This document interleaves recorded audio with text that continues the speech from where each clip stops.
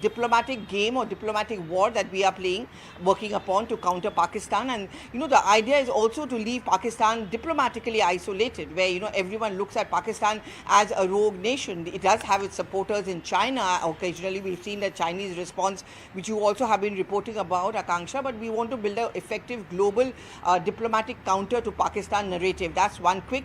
Military, of course, we all are talking about. We have been reporting on it, that we do have the wherewithal, we do have the power and the ammunitions, but also we would require all kind of assistance from other countries as well. The Rafale deal, for example, was recently signed between India and France. So this is just a big build-up which is happening, and all of this is important to send a message to Pakistan that, look, please don't take India lightly. So that's the military strategy. Of course, economic is something which is very powerful given the time that we live in, where every country is dependent on each other. And I've spoken about this, trade ties, Indus Water Treaty, the e-commerce, all of them being shut down. That is going to kind of make life very difficult for the more common man of Pakistan. And the common people of Pakistan are then going to blame their regime. What face can they now face the people of Pakistan? Because they're going to be asked this question that because of your rogue policies, we are having to pay the price of it. Of course, the propaganda or the information war, given the situation that we live in, I mean, the social media posts, all of those have a huge amount of traction. What I'm picking up is that videos of the Pahalgam terror attack, the past terror attacks stoked by Pakistan, all those videos have been accumulated, they are going to be accumulated, and they are going to be released to multiple platforms. The aim is not just the people of our country, but also the people of the world to see that here is our evidence. This is India's information dossier, which we want to show to the world on why Pakistan deserves every bit of an action which India is now mulling. I think that's a very important point that you've made at a time when Pakistan is in fact questioning us for evidence. Many thanks to you. In fact, going to request all our reporters to continue staying with us. In the meanwhile, let's slip into a quick break. We'll be back with the latest breaking inputs on the Pahalgam terror attack. Stay tuned to CNN News 8. Shortly, followed by a cabinet committee on political affairs as well. And at around roughly 11:15 a.m., the Union Cabinet meeting will be taking place. Remember, this will be the first time the Union Cabinet will be meeting, but the CCS meet is going to be a second one. And we can expect certain big decisions to be taken during these meets, but it's going to be a very hectic day. A flurry of meetings lined up today for Wednesday. Cabinet Committee on Security, the Cabinet Committee on Political Affairs, the Cabinet Committee on Economic Affairs, besides a meeting of the Union Cabinet. These meetings are all expected to begin shortly. In fact, staying with me are Payal and Aman. Aman, give us a sense of what we can expect in terms of the CCS outcome and what will be the agenda of this meeting. See, Akanksha, the full plethora of meetings are happening today. There are 4 meetings which are happening: Cabinet Committee on Security, Cabinet Committee on Political Affairs, Cabinet Committee on Economic Affairs, followed by the full Cabinet. So you can expect measures on security, measures, political measures, as well as economic measures against Pakistan when it comes to after the Pahalgam terror strikes. We saw the CCS meet a week ago, and then they had taken the big decision to put the Indus Water Treaty in abeyance, cancel all visas to Pakistanis, shut down the Atari integrated check post as well. Those were very big decisions, and now I think the second installment of those decisions are going to come. As Payal was also explaining, various things are on the table: closing our airspace to Pakistan Airlines, closing our water territory to Pakistan ships. All this is on the table. If the government would want to go ahead and do that, we'll have to wait, of course, for the cabinet briefing, because these are all top level secret meetings. We can't really know what the agenda will be. But I think what has happened last night, Akanksha, also needs to be linked to this. The meeting that last evening the Prime Minister held was also a very, very important meeting with the 3 service chiefs, with the CTS, with the Defence Minister and the NSA. I think that meeting had more to do with the external response that India wants to give to Pakistan, because the Prime Minister has given complete operational freedom to our armed forces to act, in the way, in the mode, in the timing and the targets that they deem fit. So I think that was a very, very important meeting, because that, I think, is a green signal for India to now go and extract that revenge that everybody's been speaking about for the last 1 week, and that triggered a complete panic response from Pakistan at 3 a.m. last night, about 6 hours after the PM told what the He told to the security chiefs, you had the Pakistan INB minister come out and say that India is going to attack in the next 24 to 36 hours. So I think next 48 to 72 hours are very crucial. Big decisions could be expected from today's meeting. We'll wait for the government to come out with the decisions it takes after these 4 big meetings today. Stay with me. Hold on to those thoughts, Aman. Let me quickly bring in Payal as well. I see Pallavi's also joined us on the broadcast. But Payal, taking that point forward being made by Aman over there, I think yesterday we've seen how India was planning an external response, especially during that meet at 7 LKM. But today's meeting, as far as the CCS is concerned, in attendance are going to be the top union ministers. So is this also going to be focusing on India's internal response? Security Griha cleared a number of decisions, including scrapping of visas through SARC, and of course putting into abeyance the Indus Water Treaty. Now the clamour seems to be growing as far as Pakistan is concerned to finish whatever limited relation we have with them, whether it's of course through trade or otherwise as well. Pakistan is dependent on India for multiple things as well. But you know, Pakistan has already shut the airspace for Indian flights, and Indian Airlines, will India reciprocate in that manner? That remains to be seen. Will India stop from docking its ships in Indian waters? That also remains to be seen. Will India approach the world bodies like the IMF and tell them this is Pakistan's true, and of course this is Pakistan's true face? That Pakistan is using it to in fact fund terror. All that is there on the cards as well. India is going to go on the offensive against Pakistan like none other time. As well, India is going to teach Pakistan a lesson that nobody else has taught them. And that batting on the wall comes in, and Pakistan is already feeling the heat right now. Remember, it's not even a week that India is making announcements, and Pakistan is already feeling the heat, whether it's to do with water, whether it's to do with fuel, or whether it's to do with goods like medicines and pharmaceuticals. Absolutely. This is to do with trade, Payal. What about further looking at and deliberating upon blacklisting Pakistan at the FATF? Do you think that also possibly was discussed, and that was an important aspect that India is deliberating upon? Well, India will take all the possible steps to isolate Pakistan before the world. That has been India's promise to the people for the last 10 years, and that's the reason no bilateral talks have taken place. Even something which binds the both nations together, which is cricket, no bilateral tournaments have taken place because India's stated position under Prime Minister Narendra Modi, like in the Vajpayee times, has been that terror and talks will not happen together as well. But you know, what impact can it really have? That also remains to be seen. Look, you know, Griha, India is no longer an isolated country. It is the world's largest democracy. It is the same nation where Prime Minister Narendra Modi is one of the most favourite and one of the most famous leaders across the globe. You saw what really happened between Ukraine and Russia, but India was successfully able to pull out all its 22,000 students from there without any harm being caused to a single one of them. That is the kind of importance the world gives to Prime Minister Narendra Modi. That is also reflective of the kind of support that we've been able to get. Donald Trump has already spoken to the Prime Minister. Multiple leaders have spoken to the Prime Minister expressing our support as well. Dr. Jaishankar, India's Foreign Affairs Minister, has also been walking the phone lines all the time over the last 1 week, speaking to as many leaders in probably one of these far-flung countries that one has possibly never heard about.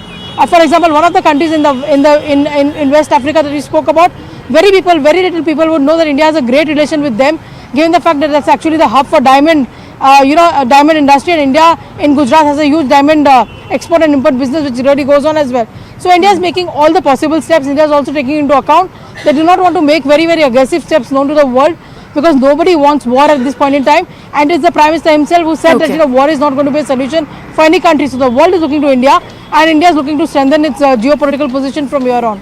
Right, Payal, thank you so much for that. We are waiting, of course, for that press conference, that press briefing to happen at 3 p.m. this afternoon to learn more about what really happened at the Cabinet Committee meetings. But right now, we are shifting our focus slightly. We have this breaking piece of information that I'd like to present before our viewers, as we are learning of fresh trouble for Aam Aadmi Party leaders Manish Sisodia and Satyendra Jain, as Delhi Police and the Anti-Corruption Bureau have registered a case against them, and we are learning that the ACB has alleged that Aam Aadmi Party had made over 12.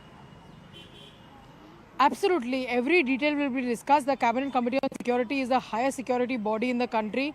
It is of course led by the Prime Minister, has crucial ministers in it: Rajnath Singh, the Defence Minister, Home Minister Amit Shah, Finance Minister and External Affairs Minister Mr. Jaishankar.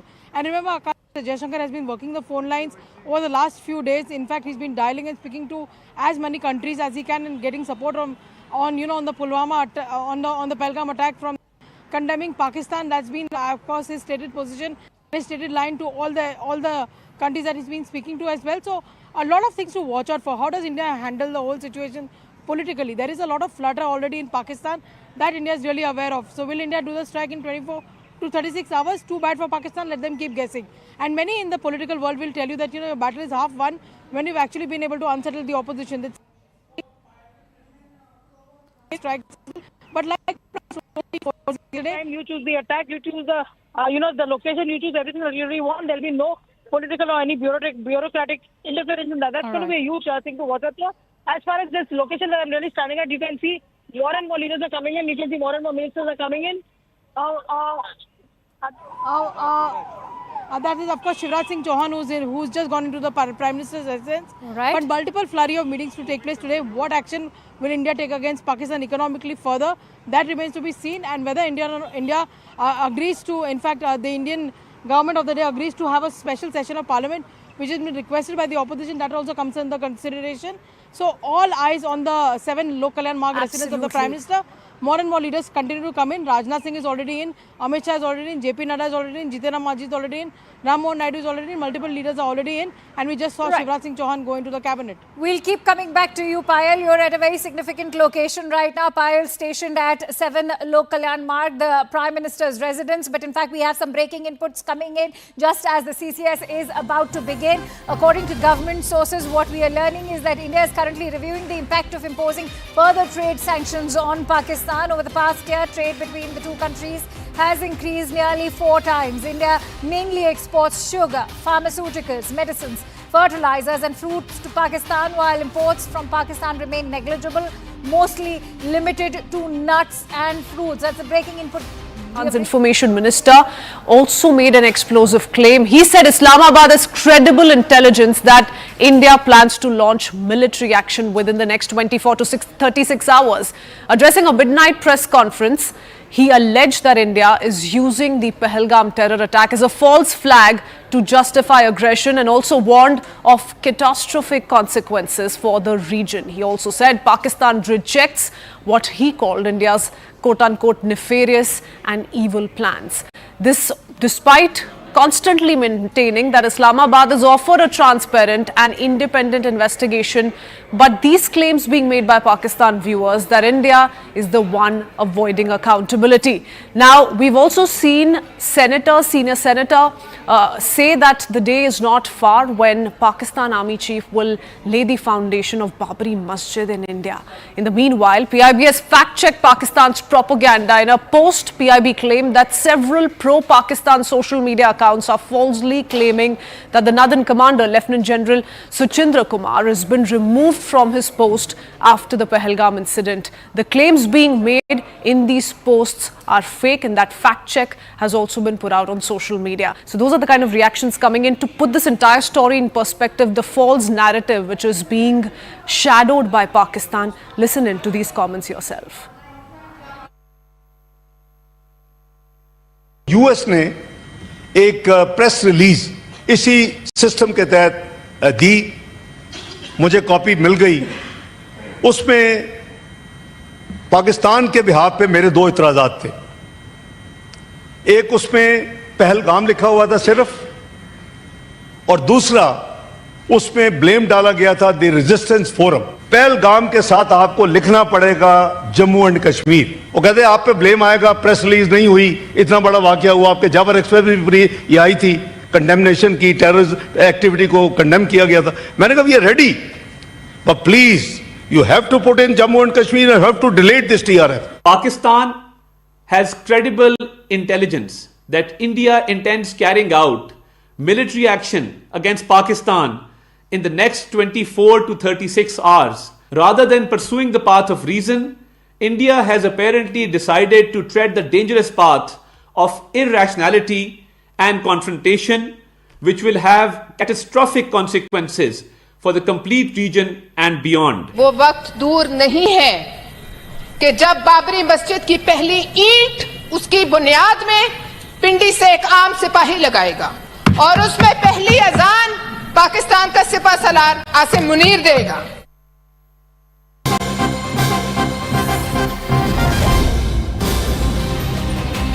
All right, more news coming in. This is yet another CNN News 18 exclusive. We've accessed India's dossier against Pakistan. Top government sources say Pakistan's track record in sponsoring, sheltering and exporting terrorism is one of the most dangerous and destabilizing attempts at taking down forces in the world.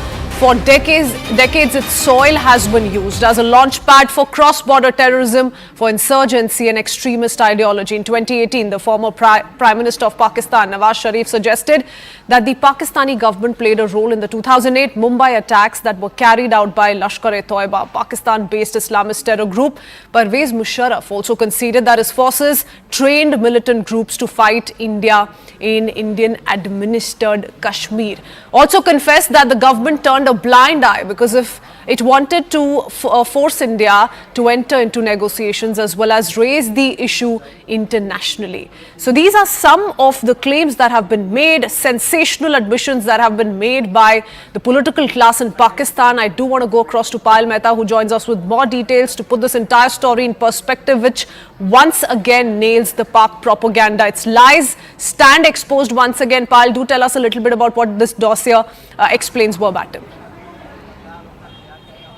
Well, the dossier talks about Pakistan's trail back to terrorism and how terrorism has been there as part of Pakistan's being from the very beginning. Whether it's, of course, fueling terror into India's territory or probably creating disturbance in the Asian region, that's something which Pakistan has been very ably been able to do. They've been with the terrorism of terrorism in Afghanistan, which is now Taliban, to the Haqqani network that has been working upon. Multiple issues have been put forth by the government, whether it's creating, disturbance in countries like Russia, creating the Moscow concept hall attack, or probably the Jaishe attack on Iran. All of these things, including the UK, have been victims of the terrorism that is being sponsored by Pakistan, in particular by the ISI, which actually backs terrorism, as a professor, it seems. Okay. Payal, Arunima joins us as well, so stay on with us. We'll come back to you in just a bit. There are some very important detailed statements that have been spoken of by political leadership in Pakistan back in the past as well, Arunima. Just a few days ago, remember, Khwaja Mohammad Asif, Pakistan's defense minister, had also admitted that the country supported terrorist group for more than 3 decades, calling it a mistake tied to US-led foreign policy decisions. That too has found a mention in this particular dossier, which is in stark contradiction to the picture that is being painted by Pakistan as we speak. It's trying to garner international sympathy and pin the blame squarely on India. See, Pakistan has always wanted Kashmir to be at the heart of international deliberations. It has always wanted the world to intervene in Kashmir, because India's stance is that Kashmir is our internal matter. It is an integral part of our territory. No other country should have a say in what happens there. That's not the stance that Pakistan wants. They want the focus on Kashmir to internationalize the issue, and therefore post Pahalgam you see the Pakistani leadership, be it the political leadership, be it the military leadership, once again asking the world to intervene, pointing out that India has jumped the guns, that India has not had any proof. That's what Pakistan's allegation is, that there is no proof that anyone in Pakistan has anything to do with Pahalgam, that it is an indigenous struggle, and the mention of the resistance front, which initially claimed responsibility but subsequently backtracked. TRF's role has also come in for a mention from as far as Pakistan and its UN related statement is concerned.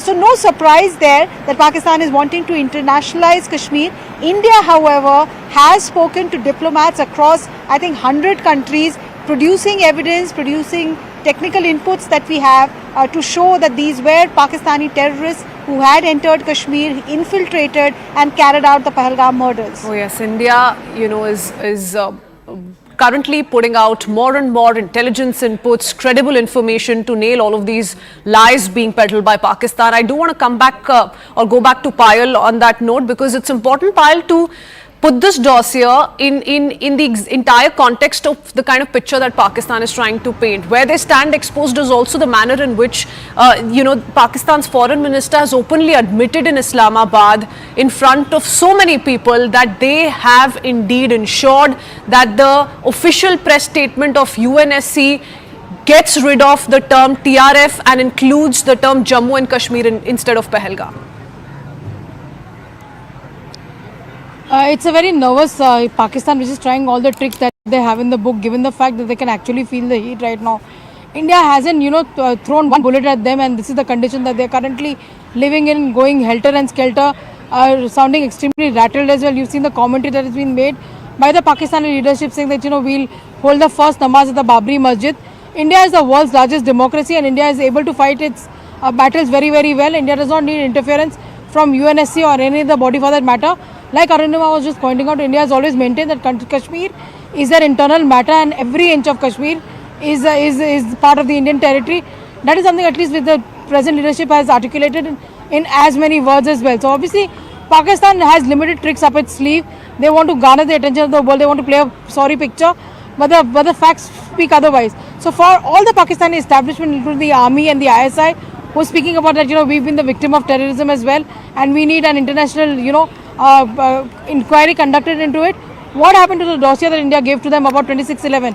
Has Pakistan acted on that? Pakistan has just hoodwinked that and probably just turned a blind eye towards that, because in Hindi there's a very famous saying that if you have jaundice, you will see everything as yellow only. That's how you really say कि जिसको jaundice होता है उसको सब कुछ पीला ही नजर आता है.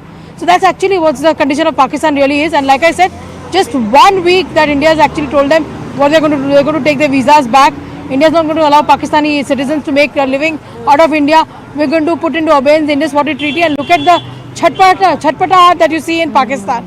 We've not even pushed the pedal so far. Our Prime Minister just given a go-ahead to the army saying, take your time to make your choice in terms of location, in terms of timing that you want to hit back at Pakistan, and is actually making the whole Pakistan establishment, right from the Prime Minister to the army, extremely nervous, and they are actually crying foul before the entire world. But the world has seen through them, and that's the reason. Did Donald Trump make a first call to Prime Minister Modi, or did he make a first call to the Pakistani Prime Minister? He obviously chose India to call, and of course India has been, has been the nation that the whole world has looked forward to. Prime Minister Modi's leadership has not just shown in India, but also across the globe, and every political party across the globe has sought his, interference as far as crucial matters, including war zone areas, are also concerned. Absolutely, Payal, and that's why we see much of messaging going on from Indian side to the world leaders, to several important trading partners, crucial partners to India, put out with as many facts that this is only Pakistan's doing, and that they should too not fall prey to this propaganda that's being unleashed by them. Stay on with us, Payal and Arunima. We need to shift our attention to another bit of breaking news update that's coming in. This is once again news as per highly placed sources. We're learning that artillery regiments of Pakistan have moved from Sialkot to Shakargarh. Pakistan is also conducting firing exercise in Karya. Movement of armored division in Tolipir and Rawalkot. F-16s are also guarding Rawalpindi.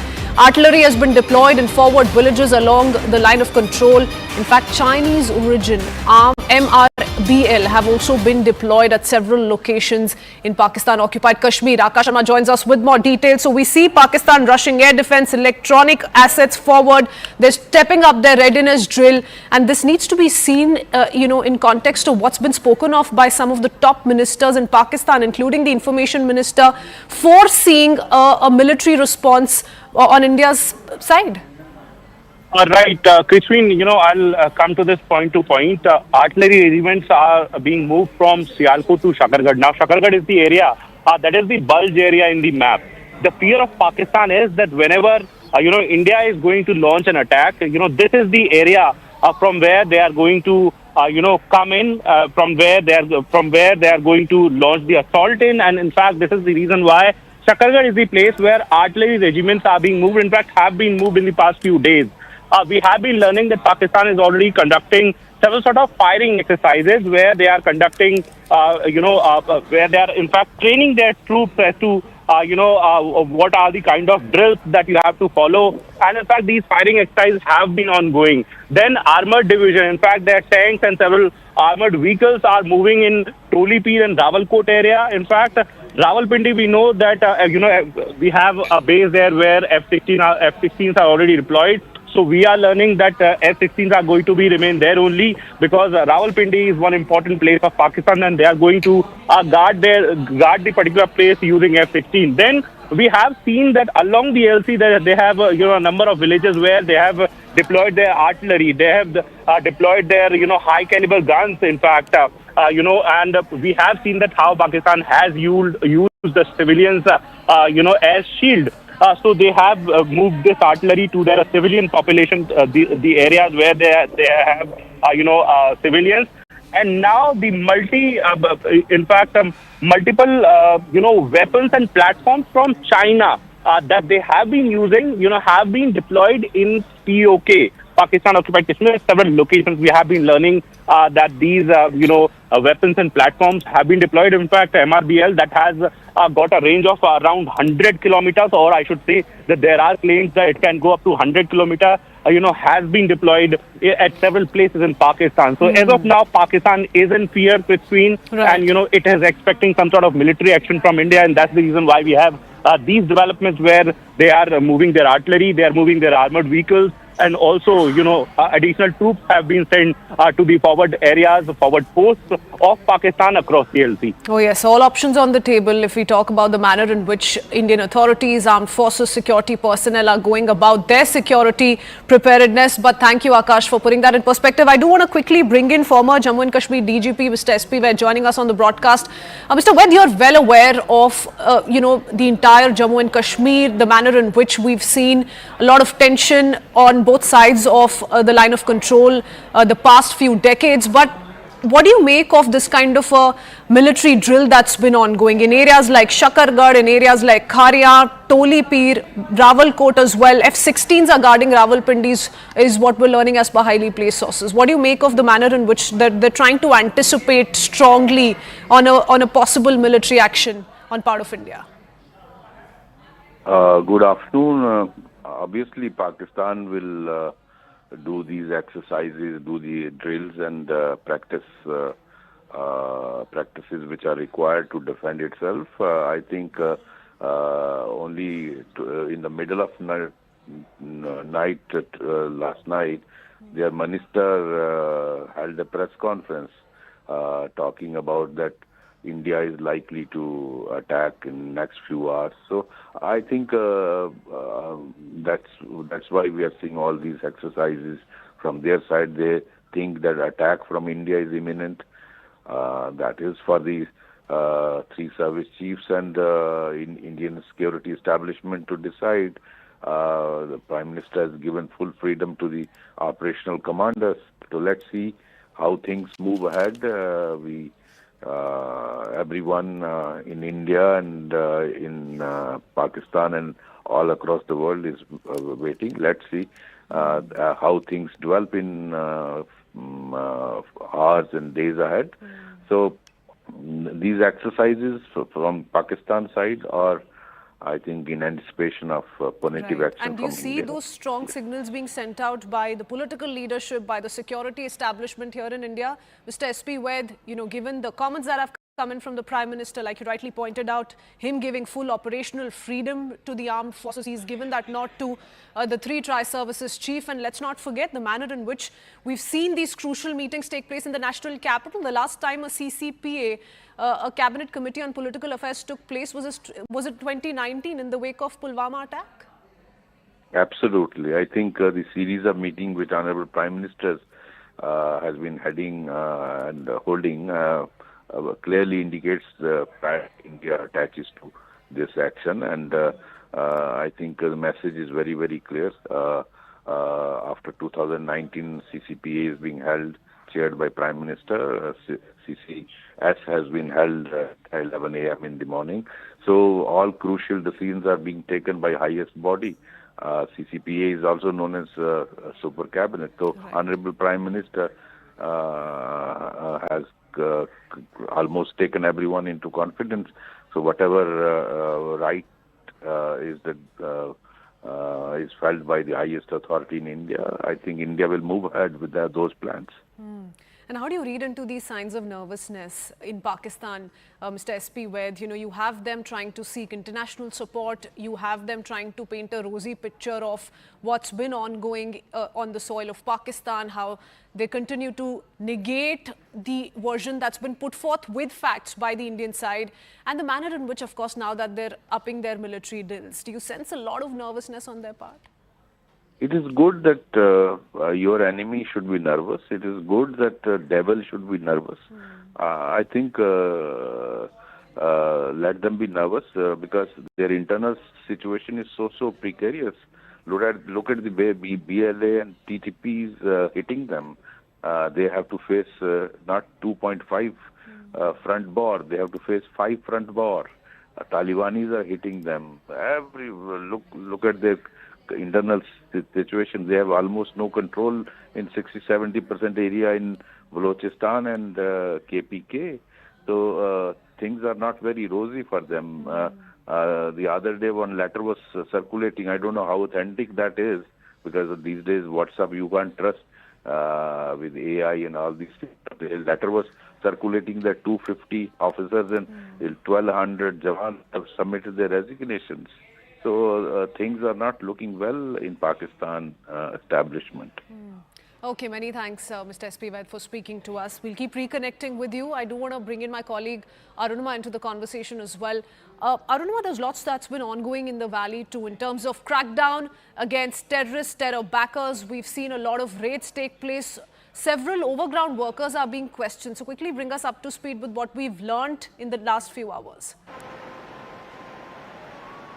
Yes, ever since this attack has happened over the last 1 week, more than 2,000 overground workers across Jammu and Kashmir have been questioned. Most did not have any awareness of the attack, so they were allowed to go. But finally, we are told the scanner is firmly on 15 OGWs. They are still being questioned because their answers are not convincing the investigators. The Jammu and Kashmir police and the NIA both are looking at possibly the role of these OGWs. Why are the OGWs important? Because somebody obviously is helping these terrorists. They're still at large. They're obviously trying to look for a safe haven, either to cross over to Pakistan-occupied Kashmir or to look for a place here which they think will be safe. So somebody will have to provide them with food. The weather dips in the evening sometimes in the mountainous region. Some of the peaks are visible in my frame, I'm sure. You can see how the peaks are snow-capped in some areas. So someone will have to help these terrorists out with logistics, with food, with perhaps also movement. And that suspicion is on these 15 overground workers who are being put through sustained questioning. One name which has emerged is of a terrorist who reportedly fled to Pakistan in 1996. At the peak of terrorism in 1996, Farooq Ahmed allegedly fled to Pakistan, and his network of OGWs are also under scanner at the moment, because Farooq is believed to be a Lashkar-e-Toiba operative who has been operating and keeping his OGW network active. His house is also one of the houses which have been demolished by security agencies in the past 1 week. Okay. Stay on with us, Arunima. You're also getting us more important breaking news updates. So let's quickly shift our attention to what we're learning in the latest. The government has revamped the National Security Advisory Board. Former RAW Chief Pahalgam Joshi has been appointed as its chairman. Former Western Air Commander Air Marshal PM Sinha, former Southern Army Commander Lieutenant General A.K. Singh and Rear Admiral Monty Khanna are the retired officers from the military services. Part of the board, Rajiv Ranjan Verma and Manmohan Singh are 2 retired members from the Indian Police Service. B. Venkatesh Verma, a retired IFS, is also part of the 7-member board. I do want to go across to Arunima on that note once again. Do tell us about the significance of this rejig and what this really means, Arunima. So the National Security Advisory Board is the board which directly works with the NSA, Mr. Ajit Doval, and it advises him on matters which are critical to national security. So this 7-member board has representation from the Indian Army, the Indian Air Force, and also from the Indian Police Service, the External Affairs Division, which is the Indian Foreign Service. All of them come together because NSA keeps an eye on the external intelligence, on the internal threat, on the military dynamics, and this board, which has now been constituted, is keeping in mind the latest threat that is emanating in light of the Pahalgam attack. There is tension between India and Pakistan, and the top military advisors, external intelligence chief, which is the RAW chief, they're all being brought on board along with expertise of hinterland. That's what the IPS officers are bringing in, and they will be tasked with giving the right advice to the NSA as we navigate through this current crisis. Okay, stay on with us, Arunima. I do want to quickly go across to Payal Mehta and Akash Sharma, who continue to stay on with us as well. So government has revamped the National Security Advisory Board, Payal, which also takes me to the several crucial meetings that have been ongoing since yesterday. The Prime Minister meeting several security heads. Remember, he's given a green signal to the Tri-Services Chief too. So what's been ongoing on that front? Well, of course, India is trying to strengthen its defense as much as they can, and like Arunima said, that probably the Prime Minister wanted a fresh pair of legs and to in fact work on ground and help the NSA really maneuver from here on, given the fact that he holds a very, very crucial position. He has been somebody who knows a thing or two about Kashmir and a lot of things about Pakistan for sure, and whatever we've been able to do against Pakistan, a lot of that contribution goes to Mr. Ajit Doval. There's no doubt in anybody's mind whatsoever as well. So we'll have to just wait and see what this finally leads to, because like I said, more than us, the flutter can be felt in Pakistan. Pakistan is probably already dreaming that India is coming and destroying them because we are doing a military strike on them. That's something which is also very important to watch out for, and we'll have to just wait and see, because like I said, the cabinet meeting is over, but we can still see that Home Minister Amit Shah and Rajnath Singh, the Defence Minister, are still lodged in the 7 LKM residence of the Prime Minister, still having a one-to-one meeting with the Prime Minister. What comes out of it remains to be seen. But for now, 3 o'clock, the government's briefing will be conducted, as always, by Ashwini Vaishnaw, the Minister for IT, Railways and Information and Broadcasting. Oh yes, a host of important announcements came in after the first CCS meet post the Pahalgam attack. The second set of meetings taking place a little while earlier, 3 p.m. like Payal rightly pointed out, is when the government will hold a detailed press conference. That's when we learn more on the strategy going forward. Do want to go across to Akash on that note as well. Akash, now that we're keeping up with these 7 members, part of the board which now has been revamped, this is the National Security Advisory Board. Tell us about its functioning and what kind of role is it going to play going forward, especially when it comes to consultations that are going to take place militarily speaking? Right. So, Prithvi, you see, members are the sort of experts of their field, and you have, people from armed forces, from, police services, and in fact, from the, services like RAW. And, in this particular board, the 2 important names, first one, Air Marshal retired PM Sinha, and also Lieutenant General A.K. Singh. These 2 are the decorated officers. PM Sinha, in fact, retired in December last year, if I'm not wrong, and he is someone who headed the Western Command of Air Force. Western Command is one of the most important commands, that takes care of not just China, but also Pakistan. And this time around, we have been told that, the officer who is, Air Marshal retired PM Sinha has been, given a place in the board. And in fact, A.K. Singh, General A.K. Singh, is in fact an officer who has got the expertise.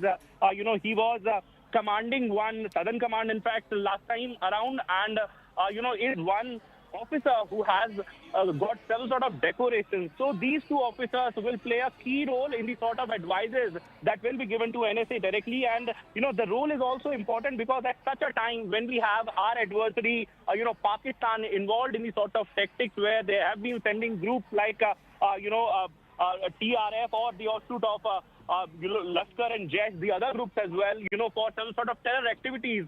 So these officers and the role of these officers will be very, very important, given the fact that they know the area, they know the terrain, they know the tactics, and they know the operational capabilities that we have. So important decisions, and in fact, these 2 officers, one decorated officer, the former Western Command Chief of Indian Air Force, and also one Lieutenant General rank officer of the Indian Army, have been given space in this particular board. Okay. Stay on with us, Akash. Going across to Payal Mehta once again. Payal, so safe to say that the reconstitution of the advisory board should be seen as a proactive step to ensure that there's more strategic oversight. There is, a concrete advisory mechanism in place, given that India is all set to take these kind of stern decisions against Pakistan in days to come? Well, of course, India definitely has a right to make its own assessment, make its own strength, assess its own strength, and probably, strengthen it further as much as required as well. Obviously, this is not an overnight decision that has been taken, and there would be a thought which would have gone into it as well. Much like, what we really did in terms of, holding up Pakistan to multiple sanctions that we did last week. It was not a knee-jerk reaction. India is a country which is not a knee-jerk country. It does not act just at the drop of the hat. It thinks through its decisions very, very well. And that's the reason these decisions are very important as well. But you know, Pakistan seems to be reading a lot into what India's decision really is. For example, Akash was telling us how the Northern Command was scheduled to get a new boss, but Pakistan deemed that to be a fear offside of the Indian establishment, which is not true. And many within the government establishment had thought that probably they were preempting a response like this coming in from Pakistan, and such has been the case, which is of course been fact-checked by PIB, which is of course the government arm of communication. So obviously Pakistan seems to be feeling the heat over here more than anything else as well. But India has the right to make its own team stronger and stronger. And of course, like I said, Ajit Doval is not an ordinary person. He's not an ordinary official. He's somebody who's known as James Bond in the bureaucratic circles as well, for the kind of inputs that he has on neighboring nations like Afghanistan, Pakistan for that matter. And he has a lot of insight to give on issues like Kashmir as well. He's been somebody who's been the raw chief in the past as well, has a lot of insights into that, which will actually help the government a big deal. And that's the reason, you know, he's been there from the UPA government to now. Okay, so the NSAB also once again going to be providing long-term strategic analysis, and in that sense, this reconstitution becomes very significant. Stay on with us, Payal and Akash. Let's talk about the other meetings, key discussions that have been ongoing since early this morning amid mounting tensions between India and Pakistan over the Pahalgam terror attack. Prime Minister Narendra Modi chaired a series of cabinet meetings at his Lok Kalyan Marg residence, which is his official residence in the national capital. Crucial CCS, which is a Cabinet Committee on Security, CCPA Cabinet Committee on Political Affairs, and CCEA Cabinet Committee on Economic Affairs meetings were held. According to government sources, India is reviewing the impact of imposing further trade sanctions on Pakistan. Over the past year, remember, trade between the two nations has increased nearly 4 times. India mainly exports products like sugar, pharmaceuticals, medicines, fertilizers, fruits to Pakistan, while imports from Pakistan remain negligible, mostly limited to nuts and fruits. In the meanwhile, India's information war against Pakistan is also being spoken of. YouTubers, social media handles, all of them blocked. Let's not forget the propaganda that Pakistan is peddling through these social media handles. Also videos being prepared of the Pahalgam footage of previous Pak terrorist attacks on India to show to the world. All of this is going to be accumulated, released soon through multiple platforms. Decisions taking place on all these fronts, and those meetings, remember, took place at the Prime Minister's official residence just minutes ago. What Payal, in fact, was telling us, interestingly, is that both Raksha Mantri and Home Minister Amit Shah stayed back. There's another meeting of the three, including the Prime Minister, that is still ongoing. Payal Mehta continues to stay on with us. Payal, a lot of source-based information coming in. Of course, right now, we're going to still stick to speculation till we officially hear from the government. But what's your sense of everything you've learned as per your sources so far? Well, we can expect some more sanctions to come their way. At least that is something which we've been able to gauge from the political and the bureaucratic circles. But like I said, there's one quality about this Narendra Modi government over the last 11 years and 12 years that they will jump into in the next month or so, is that you can never predict the predictable, and you can definitely not predict the unpredictable as well. They have their own way of going about things as well. Who would have thought last time around when we removed the most favored nation tag from Pakistan during the CCPA meeting, in the next 4 to 5 days, we have the surgical strikes take place in Balakot as well. So obviously the government is preparing its response. The writing is pretty much on the wall, because the Prime Minister, in no uncertain words, has given a go-ahead to the armed forces, saying you take your time, you choose the place that you want to attack, and you hit back at Pakistan and finish this menace for once and for all. India's battle against terrorism and extremism is not restricted to this one unfortunate incident that has happened where 26 people have lost their lives. The Prime Minister has vowed and has taken the collective resolve of the people of the country that we want to finish terrorism from its root as well. That's why he said in his meeting in Bihar कि जड़ से उखाड़ देंगे और जितनी बची कुछ ज़मीन है वो भी उनसे छीन लेंगे. That's been the resolve of the Prime Minister, and Prime Minister from the day one that is coming to power has said that मैं देश नहीं झुकने दूंगा. I will not let the country bow its head down in shame, come what may as well. And that's the reason the BJP's motto essentially, Kritzvin, has been that दल से बड़ा देश होता है और देश से बड़ा कुछ नहीं होता है, which means that you keep your individual self at the last. Of course, after that your political party, but what comes ahead of anything else is the country. And that's probably the sentiment that has also been echoed by the Prime Minister in his meeting with the RSS chief as well. The ideological partners of the BJP, and of course their a parent body as well. And I'm sure that Prime Minister would have gotten a lot of encouragement from the RSS chief saying that the entire country, including the RSS volunteers, stand solid by the government in terms of what they really do as well. Now, you've heard some comments coming in from certain Congress quarters, but by and large, the Congress party's line has been that we have to stand with the government in this hour, which is, of course, a national issue and an issue concerning the territory and the integrity of the country, and nothing and nobody comes over and above that as well. So, we'll have to still speculate. We'll have to just wait and see if anything comes out of that 3 p.m. briefing. It's a briefing as usual. Every cabinet briefing, you see Ashwini Vaishnav making a series of presentations and telling us what really the cabinet decisions have been. Will he, in fact, give us more detail? That remains to be seen. It looks pretty unlikely that any military details or any action that India is planning on Pakistan will be released yet, because they would like to keep it top secret. Only within that restricted circle of 4 to 5 ministers probably will know what's happening. But like I said, the whole country is watching what steps Prime Minister Narendra Modi is going to take, and more than anything else, I think the whole of Pakistan is watching. Oh yes, absolutely. And you spoke of the swift responses, messages that have come in from the Prime Minister. Let's not forget there's been absolute recognition of the fact that there's so much that we have to do in limited time alone, which was spoken of by the Prime Minister yesterday. Pal, stay on with us. I do want to focus particularly on the details that were flashing on our screens, which is Prime Minister holding a separate meeting with Raksha Mantri Rajnath Singh and Home Minister Amit Shah at his residence. The criticality of the CCS, the CCP, is not lost on anyone, viewers. CCS is the government's highest decision-making body on national security, but CCPA, considered or dubbed as super cabinet, comes with a lot of messaging, isn't it, Payal? It's a crucial meeting that has taken place at the Prime Minister's residence. What explains the extension that we see now of these three leaders holding a one-on-one? Well, of course, just as we speak, I can see Amit Shah's vehicles moving out. His convoy seems to be moving out, which clearly means that the meeting has ended. But it's a very, very crucial meeting, given the fact that they are the two arms of the government which are most critical right now. India has to understand its safety and security, and that's the reason the Home Ministry, which is the ministry which is the ministry to coordinate as far as internal security is concerned. That, of course, is headed by the Union Home Minister, who, remember, rushed to Srinagar within hours of that attack taking place. Had went there, did a series of meetings, went to the spot of the terror attack, and since then the Home Ministry officials have been following what's happening. The IB, the RAW, everybody's been there as well. As far as the Defence Ministry is concerned, that's the one thing that everybody is looking forward to. The Defence Minister, along with the 3 service chiefs and of course the CDS, also met the Prime Minister yesterday and discussed what really could be the further actions. The Prime Minister giving a go-ahead to the service chiefs as well. So obviously Rajnath Singh also holding a very, very important portfolio. The number 2, number 3 and number 1 of the government, they're all having a meeting.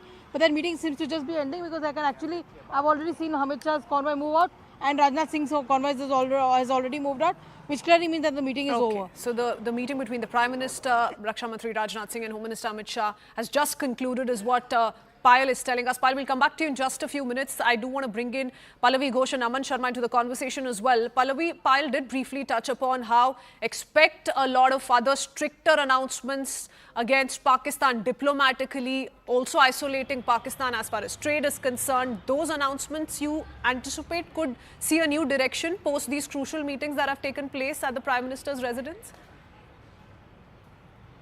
Well, all the stakeholders who matter in terms of economic tariffs and trade and ties and clipping of the wings were certainly a part of the cabinet meeting and also of the CCEA. I guess while we wait for the 3 p.m. press conference to begin, the entire plan, which is what we have been reporting over the last couple of days, all of us have been, is how a complete isolation from Pakistan from multiple sides. I mean, economically, I think the Pakistan story is almost very badly hit.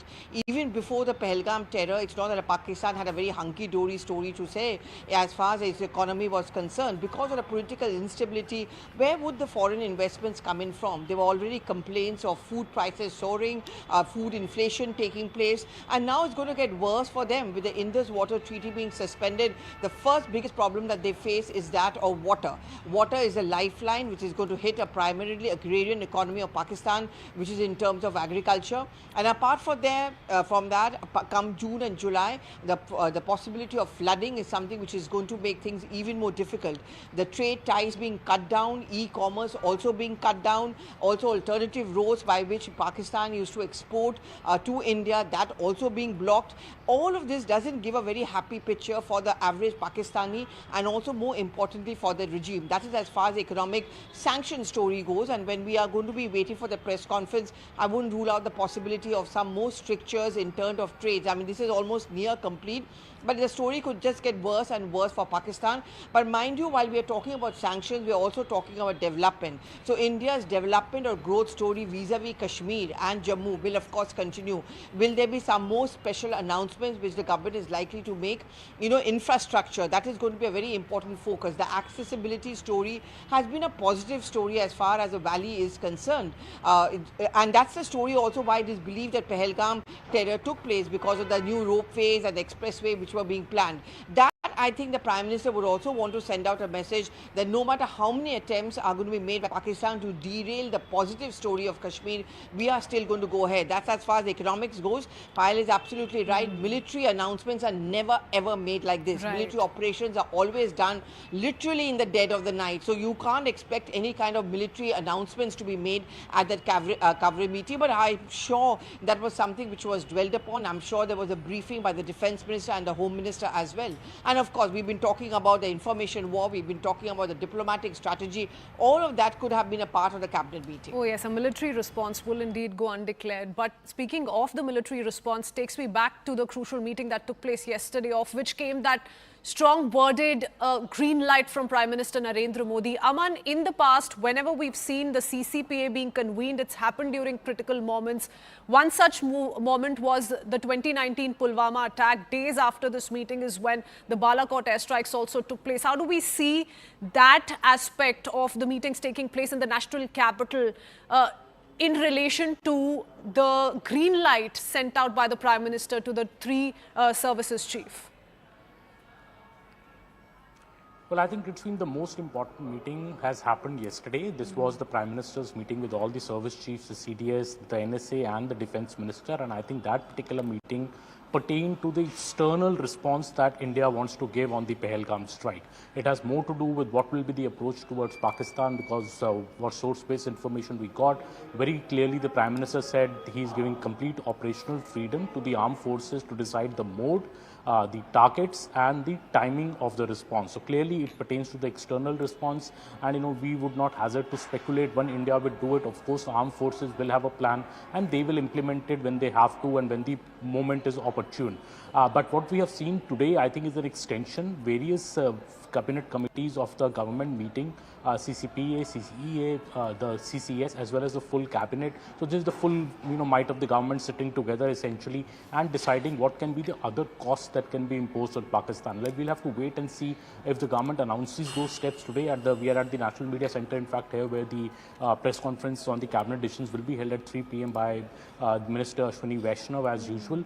But today's meeting briefing also becomes special because this is coming in the light of the Pahalgam terror attack, the first cabinet meeting, in fact, since Pahalgam has happened today, and the briefing is also happening today. So it will be interesting to see. But I think what that first tranche of steps which were taken last week to put a pause on the Indus Water Treaty, to stop all visas, to shut down the Atari integrated checkpost, I think more steps seem to be in the offing. There has been talk in the government that we should also shut our airspace and our waters to Pakistani aircraft as well as Pakistani ships, because they have already done the same. And the exports that we make to Pakistan through third countries like Dubai, like be it in pharma or be it in other sectors, should there be a shutdown on that as well? Because we do not certainly want to have any business to do with Pakistan now on. So maybe have the CCA approved this decision or not, we'll know at 3 p.m. when Ashwini Vaishnav briefs the press. But clearly Pahalgam is top on the government's mind, and on that cue also the Prime Minister also travelling for the next 2 days to 3 states. He's going to Maharashtra, Andhra Pradesh and Kerala for the next 2 days. So he's not going to be in Delhi. So interesting times that the Prime Minister has already given armed forces an operational freedom to act as they want to. So interesting times. We'll have to wait. I think next 72 to 96 hours are going to be crucial when it comes to Indo-Pakistan tensions which are ongoing. Right. Stay on with us, Aman. Payal, you did briefly touch upon the information war as well, which is very closely being monitored by the Indian authorities. What do we expect on that front? Let's not forget there are several factual claims being made, misleading claims being made about the Indian army in Pakistan. How does the government plan to go about all such claims and the fake factory as Pakistan is resorting to? Well, the information now of the government is rubbishing as much as fake claims as possible. They are in fact also making an appeal to people through various forums that they should not fall prey for any such false information and trust only official handles and trust only government information as far as this is concerned. Remember, there is always a possibility that Pakistan will try to use this vulnerable situation and try to, create, a havoc of sorts in India as well. Because, for them to come out and really say that, a particular government, adheres to only a particular ideology and all of that has been tried and tested in the past as well. And never in the past have you seen somebody coming out and nearly killing somebody and saying that go and tell Prime Minister Modi that, we were doing this as well. So that is something which the Indian government is extremely wary of, and that's the reason as much as these illicit, websites or if these illicit social media handles are concerned, they are being blocked, they are being restricted as much as possible. The government in the past few days has also put in a lot of sanctions and restrictions on Pakistani channels as well as well. So India is doing whatever it has because India's only priority will be to protect its citizens against any such dirty design. Payal, what we're also learning as we speak, and since you're positioned at this important location, which is right outside 7 Lokalyan Marg, that there were other NDA ministers also in attendance. So after the cabinet meet concluded, External Affairs Minister S. Jaishankar, BJP Chief JP Nadda, I believe Ashwini Vaishnaw, Union Minister, was also in attendance. Well, what we do understand apart from Rajnath Singh and Amit Shah, because the location where we are standing out, we can only see those convoys which are parked, and it's very easy to identify Rajnath Singh and Amit Shah's convoy because they have a pattern which they have a long convoy. But we did see Dr. Jaishankar step out of the Prime Minister's residence. We did catch his car number. We did see JP Nadda, the BJP's national president and also the health minister of the country, and more than anything else, an important minister in the government because he's also the leader of the house in the Rajya Sabha. They also were leaving as well. The CCBA meeting would have also focused on a number of crucial issues. Probably what shape it should take as far as the government stand is concerned. That probably was also under consideration and discussion, and that's the reason Ashwini Vaishnaw's presence is also very, very important in that respect. Okay. Pallavi, I do want to touch upon the trade aspect of things. We've seen how a lot of strict actions are being spoken of in terms of pharmaceuticals, in terms of exports, on which Pakistan and its economy heavily relies on. Going forward, what kind of stern steps can we expect, announcements can we expect on part of the government that most particularly hit Pakistan where it hurts the most? See, first of all, in the last 1 year, the trade between India and Pakistan has really increased, but it's always been tilting in favor of India in terms of an export surplus. It was in the tune of $1.4 billion. And most of our exports to Pakistan are what they really require the most, whether it's sugar, whether it's pharmaceuticals, they require life-saving drugs, they are fruits, all of that. And apart from that, what Pakistan exports to us are things like clothing, apparel they export to us, a bulk of which goes through the e-commerce route as well, and certain variety of fruits are also exported to us. All of this has been truncated. We are not going to be as hit by this stoppage of trade ties between the two countries as Pakistan is going to be. I think what is important at this point of time are two important factors. One, Pakistan sends goods to India officially to the direct route, but there's a lot of stuff which also comes in officially and unofficially through other countries as well, Dubai being one of the prime examples. While the official one can be easily trapped and locked down, it's the unofficial one which India is closely monitoring. In fact, most of the exporters and importers of India, those big merchandising companies, all of them have been put on high alert. There have been negotiations, there have been talk which has been conveyed to them that you are not going to be allowing this at all. You are going to be held accountable. The Hawala route, all of that is being closely monitored.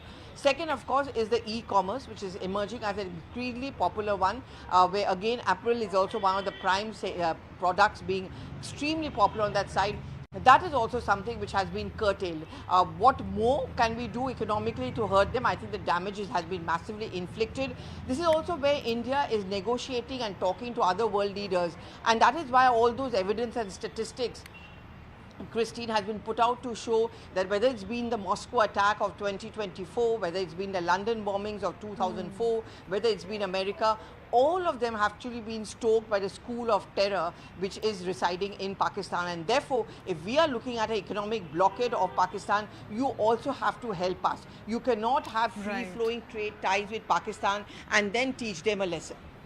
Oh yes, absolutely. Even the significance of External Affairs Minister S. Jaishankar, for instance, in the manner in which India is trying to keep the key global players by its side becomes most crucial. We're going to touch upon that in just a few minutes. Pallavi, Aman, many thanks for joining us with those details. We'll keep reconnecting with you. For now, let's talk about the global diplomatic efforts. Speaking of the External Affairs Minister, do remember these efforts are also on in full swing. These tensions between India and Pakistan, though, continue to escalate.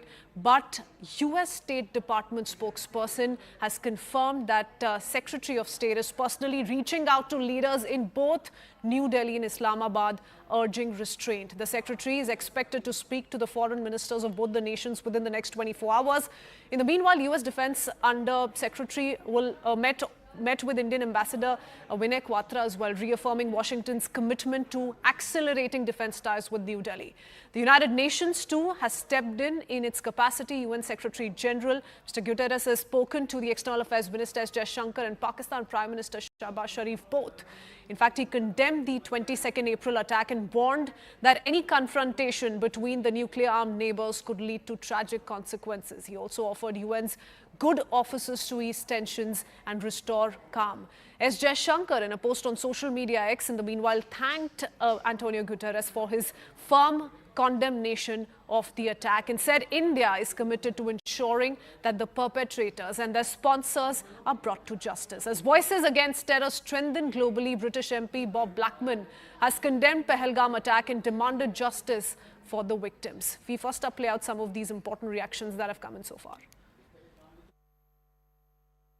The Secretary General also expressed his deep concern at the rising tensions between India and Pakistan, and he also underscored the need to avoid a confrontation that could result in tragic consequences. What he wants to see is both sides move towards a de-escalation. I mean, the region and the world cannot afford a confrontation between India and Pakistan, which would be catastrophic for those two countries and for the world as a whole.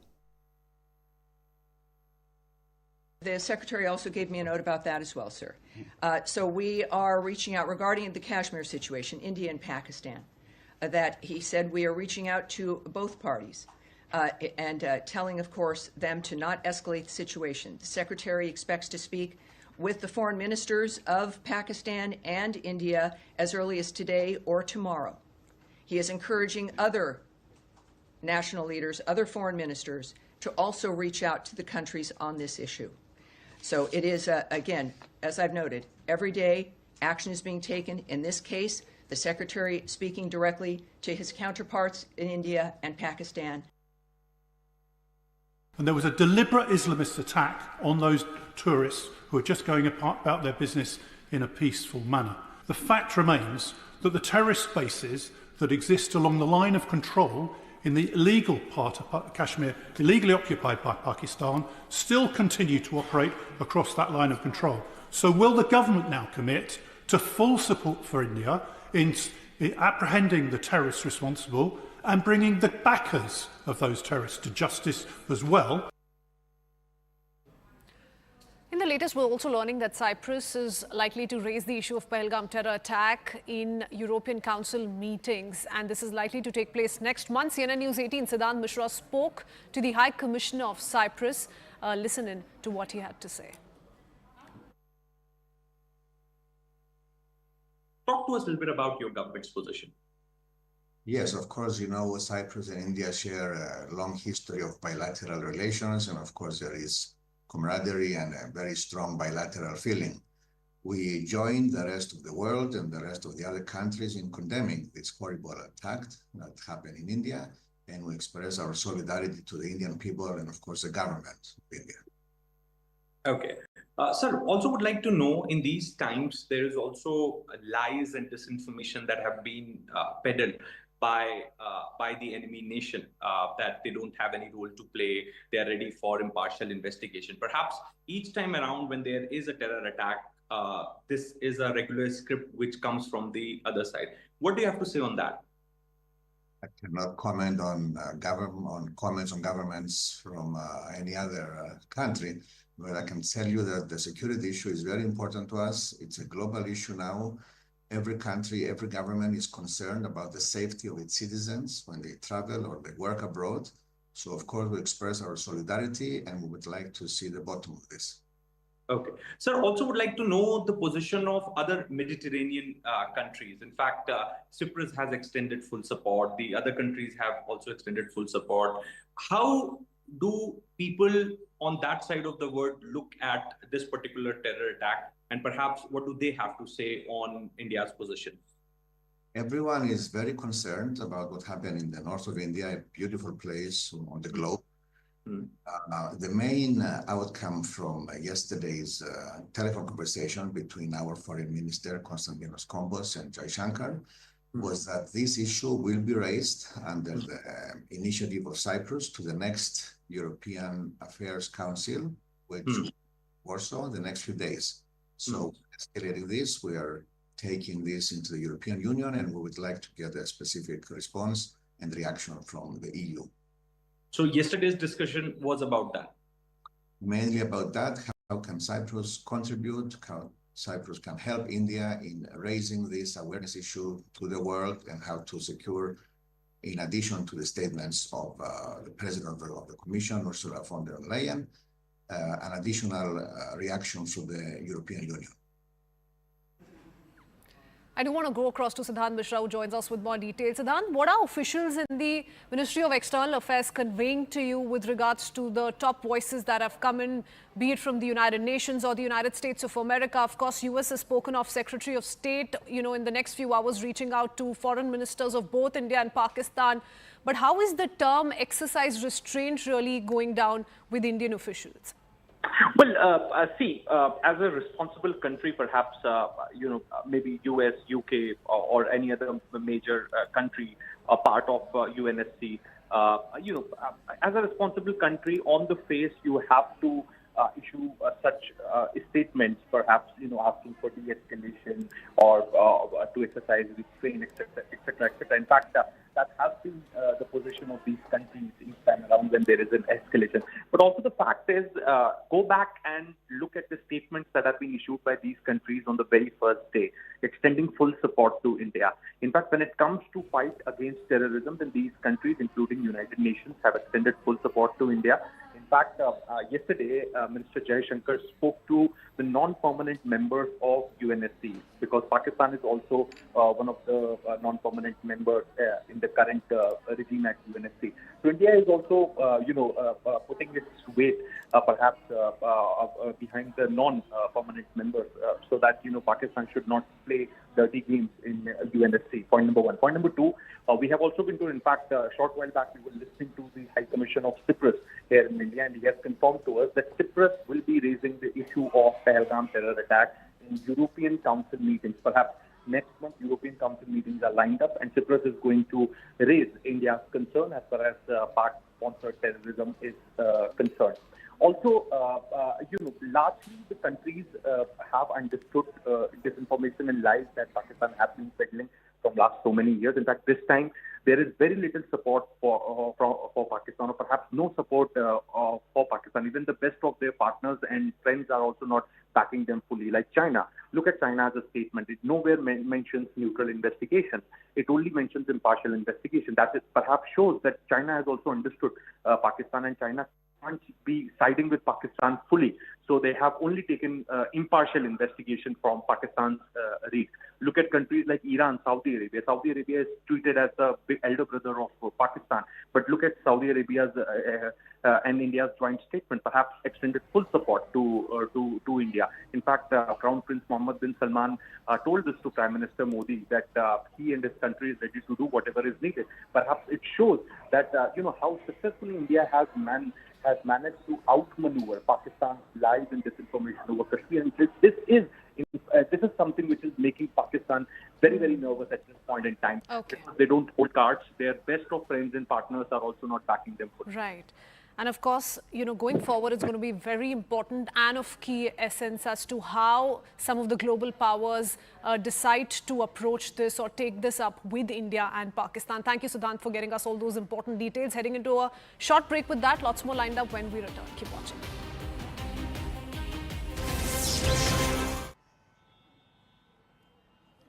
Well, Akanksha, if you go by what the Prime Minister has said in his two public addresses so far, one was in Bihar and second was during his Man Ki Baat address, he has made an explosive claim. He said Islamabad has credible intelligence that India plans to launch military action within the next 24 to 36 hours. Addressing a midnight press conference, he alleged that India is using the Pahalgam terror attack as a false flag to justify aggression and also warned of catastrophic consequences for the region. He also said Pakistan rejects what he called India's quote-unquote nefarious and evil plans. This despite constantly maintaining that Islamabad has offered a transparent and independent investigation, but these claims being made by attacks that were carried out by Lashkar-e-Toiba, Pakistan-based Islamist terror group. Pervez Musharraf also conceded that his forces trained militant groups to fight India in Indian-administered Kashmir. Also confessed that the government turned a blind eye because if it wanted to force India to enter into negotiations as well as raise the issue internationally. So these are some of the claims that have been made, sensational admissions that have been made by the political class in Pakistan. I do want to go across to Payal Mehta, who joins us with more details to put this entire story in perspective, which once again nails the Pak propaganda. Its lies stand exposed once again. Payal, do tell us a little bit about what this dossier explains verbatim. Well, the dossier talks about Pakistan's trail back to terrorism and how terrorism has been there as part of Pakistan's being from the very beginning. Whether it's, of course, fueling terror into India's territory or probably creating disturbance in the Asian region, that's something which Pakistan has been very ably been able to do. They've been with the terrorism of terrorism in Afghanistan, which is now Taliban, to the Haqqani network that has been working upon. Multiple issues have been put forth by the government, whether it's creating, sort of disturbances in countries like Russia, creating the Moscow concert hall attack, or probably the Jaish attack on Iran. All of these things, including the UK, have been victims of the terrorism that is being sponsored by Pakistan, in particular by the ISI, which actually backs terrorism, as a professor, it seems.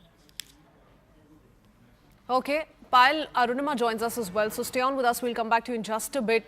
There are some very important detailed statements that have been spoken of by political leadership in Pakistan back in the past as well, Arunima. Just a few days ago, remember, Khwaja Mohammad Asif, Pakistan's defense minister, had also admitted that the country supported terrorist group for more than 3 decades, calling it a mistake tied to US-led foreign policy decisions. That too has found a mention in this particular dossier, which is in stark contradiction to the picture that is being painted by Pakistan as we speak. It's trying to garner international sympathy and pin the blame squarely on India.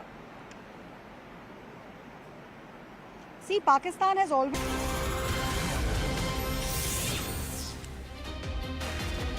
Very good afternoon. You're watching CNN News 18. I'm Akanksha Swaroop. Spooked by India's diplomatic strike, Pakistan's Prime Minister has urged the UN chief Antonio Guterres to counsel India to exercise restraint. This comes after Pakistan's Foreign Minister Ishaq Dar admitted that Islamabad had lobbied to get the name of the terror group TRF removed from the United Nations statement condemning the Pahalgam attack. In a dramatic late-night development yesterday, Pakistan's Information Minister Ataur Tehrar has made an explosive claim saying that Islamabad has credible intelligence that India is planning to launch military action within the next 24 to 36 hours and warned of catastrophic consequences for this entire region. On the other hand, PPP senator even said that the day is not far when Pakistan's army chief will be laying foundation of Babri Masjid in India. Meanwhile, reports are suggesting that Pakistan has swung into panic mode. It has moved its artillery regiments from Sialkot to Shakargarh, F-16s guarding Rawalpindi, and has even conducted a firing exercise in Khairan. CNN News 18 has accessed India's dossier against Pakistan. Government sources are saying that Pakistan's track record in sponsoring, sheltering and exporting terrorism is one of the most dangerous and destabilizing forces in the world. US ने एक press release इसी system के तहत दी, मुझे copy मिल गई। उसमें पाकिस्तान के behalf पे मेरे दो इतराज़ात थे। एक उसमें पहलगाम लिखा हुआ था सिर्फ, और दूसरा उसमें ब्लेम डाला गया था द रेजिस्टेंस फोरम। पहलगाम के साथ आपको लिखना पड़ेगा जम्मू एंड कश्मीर। वो कहते हैं आप पे ब्लेम आएगा, प्रेस रिलीज नहीं हुई, इतना बड़ा वाकया हुआ। आपके जाबर एक्सप्रेस भी ये आई थी, कंडेमनेशन की, टेररिस्ट एक्टिविटी को कंडेम किया गया था। मैंने कहा ये ready, but please you have to put in Jammu and Kashmir and have to delete this TRF. Pakistan has credible intelligence that India intends carrying out military action against Pakistan in the next 24 to 36 hours. Rather than pursuing the path of reason, India has apparently decided to tread the dangerous path of irrationality and confrontation, which will have catastrophic consequences for the complete region and beyond. वो वक्त दूर नहीं है कि जब बाबरी मस्जिद की पहली ईंट उसकी बुनियाद में पिंडी से एक आम सिपाही लगाएगा और उसमें पहली अजान पाकिस्तान का सिपहसालार आसिम मुनीर देगा। Let's quickly go across to Akash, who'll add more perspective. Akash, from raking up Babri Masjid to inciting communal sentiments, also not to forget they are referring to India's dossier, which proves with credible evidence that we have concrete evidence to prove that Pakistan is sponsoring terrorism. Clearly, Pakistan is in panic mode. It is in panic mode, and in fact, Akanksha, their own citizens, don't believe them, because of the fact that they have seen the reality in the past several years. We know that what happened during Balakot, we know that what happened during Uri, in fact, and even now you are calling a late night press conference, for the Western media so that your narrative can go up. Even world understand this, and in fact we know that how India has been getting support from the international community. One cannot accept any sort of incident like Pahalgam in their boundaries, and this is what has happened with India, where leaders have strongly reacted that a retaliation would be there, and that's the reason why several prime ministers, presidents from different countries have been calling and have been extending their support. Now, yes, Pakistan is in panic, it is frustrated, and in fact, the sort of statements that are coming from their foreign ministers, from their defense ministers, from their information minister, are clearly indicating that they are assuming that they can be attacked anytime soon. And this is the reason why last night, a timeline of 24 to 36 hours was given by the information minister himself. He did not have any sort of evidence, he did not have any sort of document. Then also he said that he has got credible inputs from his sources. Now the minister is getting, source-based information of, an attack by the other country. This is hilarious. In fact, they have moved their artillery, you rightly pointed out, they have moved their artillery to the forward areas. They have moved their armored vehicles to the forward areas, and at the LOC, in fact, they have intensified, presence of the troops. We know that how we have several sort of posts, on the LC, right, where the proximity of these posts with Indian posts is, limited to, in fact, 100 to 200 meters at several places. So they are, of course, frustrated and are in fear, and that's why, they are taking several sort of steps, right, including the step where they are asking the international community to interfere. All right.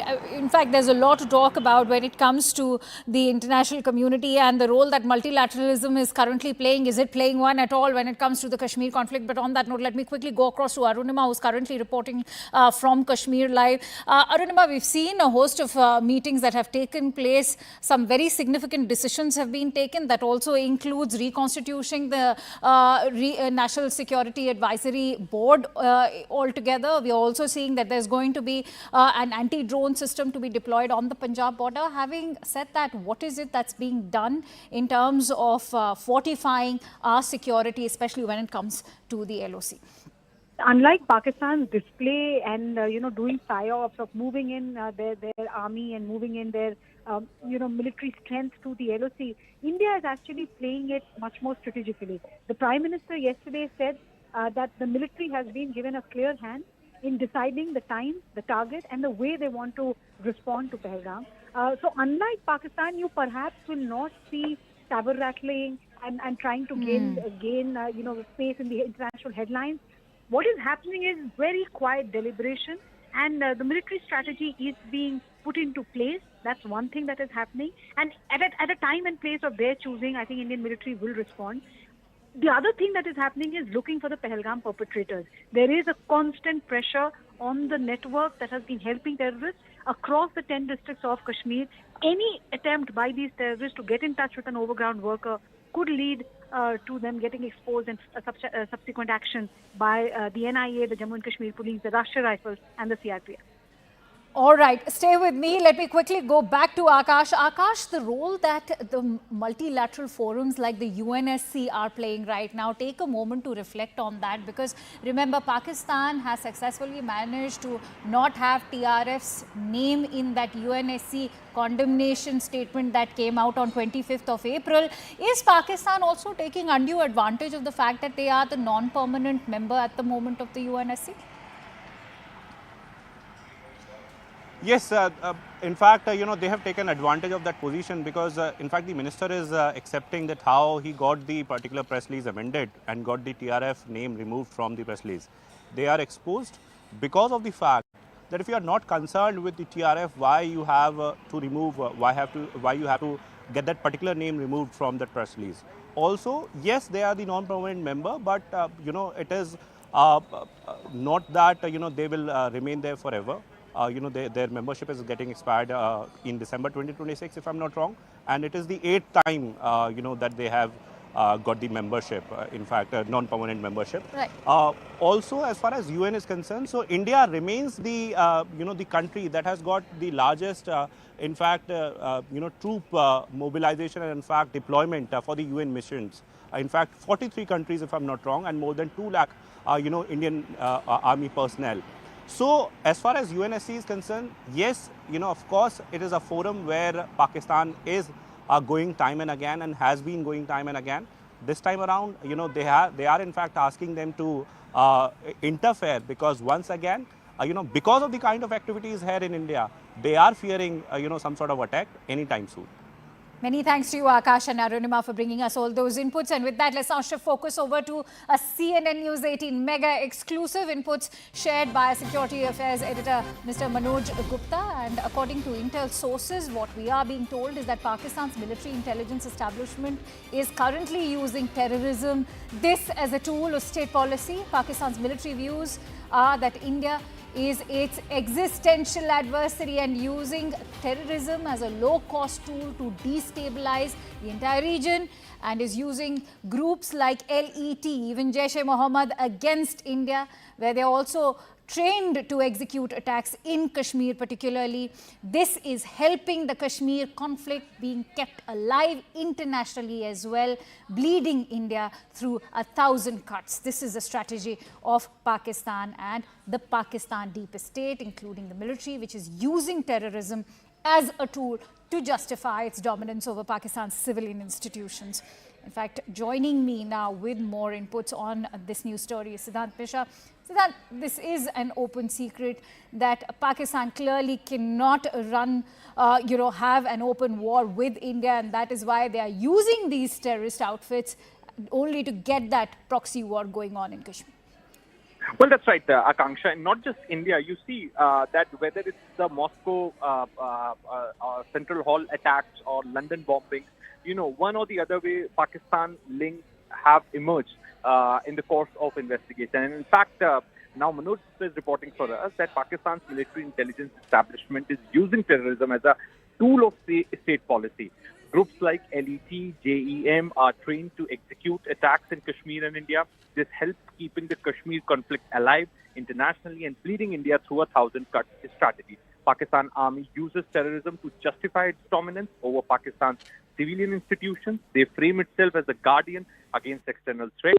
The army alignment with Deobandi and Ahle Hadith groups encourage a Sunni Islamist identity which marginalized minority Shias, Ahmadis and consolidating religious nationalism. Sectarian groups like Lashkar-e-Jhangvi used to target minorities. These domestic attacks reinforce army narrative of Islamic unity against Pakistan, internal and external threats. Pakistan is always in USS books and cited in reports for providing safe havens to groups like Taliban, Haqqani Network and Lashkar-e-Taiba. In fact, the Financial Action Task Force placed Pakistan on its grey list multiple times. Right. There are in FATF for failing to curb terror financing, with the last removal happened in 2022. In 2008, the Brookings Institution labeled Pakistan as the world's most active sponsor of terrorism. All right. I'm afraid I'll have to leave it at that. Siddhant, as I'm also joined in by Lieutenant General A.K. Sivach, a defense expert, also joining me on the phone line. Mr. Sivach, how do you view the information that we are sharing right now? Remember, it was in March at the Raisina dialogue when the Indian External Affairs Minister highlighted that the oldest unfair occupation of any territory in the world after World War II happens to be that of Kashmir. And yet, you see what the global community has been able to do in sort of addressing this whole matter when it comes to proxy wars in Kashmir. As far as Jammu and Kashmir is concerned, the complete J&K is a part of India. In fact, the instrument of annexation was signed on 26 October 1947 by then Maharaja Hari Singh. But unfortunately, the certain portion of Jammu and Kashmir is still illegally occupied by Pakistan. And that we must get it back. But unfortunately, what is happening is that Pakistan is using terrorism as a state instrument. It wants to bleed India with 1,000 cuts. Basically, the policy of Pakistan is to get back Jammu and Kashmir. And to get back Jammu and Kashmir, they know it, that they can never do it conventionally. They have no power equivalent to India. They are far inferior to us. They lost all the wars which they have fought so far. You know, whether it is 65, 71 or the Kargil war. True. But now they have this policy which says, if you can't take it conventionally, then bleed India with this 1,000 cuts, keep on sending terrorists and keep India on a boil. Stay with me, Mr. Sivach. In fact, I'm also joined in by Mr. S.P. Ved at the moment. Mr. Ved, if you look at the reports that are doing the rounds, they are clearly indicating the role that perhaps SSG has played in conducting this attack in Pahalgam, where Hashim Musa is allegedly one of the trained paracommandos of the SSG.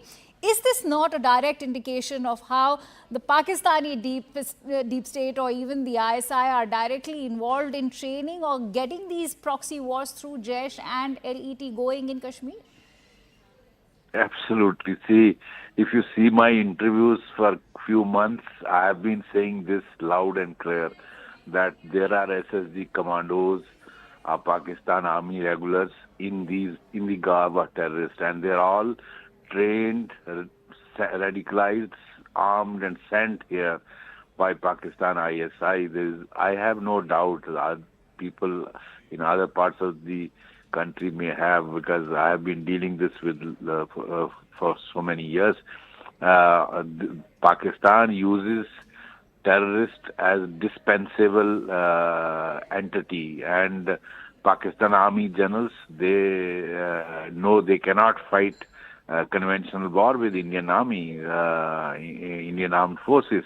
So they are using these terrorism as part of the bleed India 1,000 by 1,000 cards and Ghazwa-e-Hind and Jihad and all these radicalization they do with all these terrorists.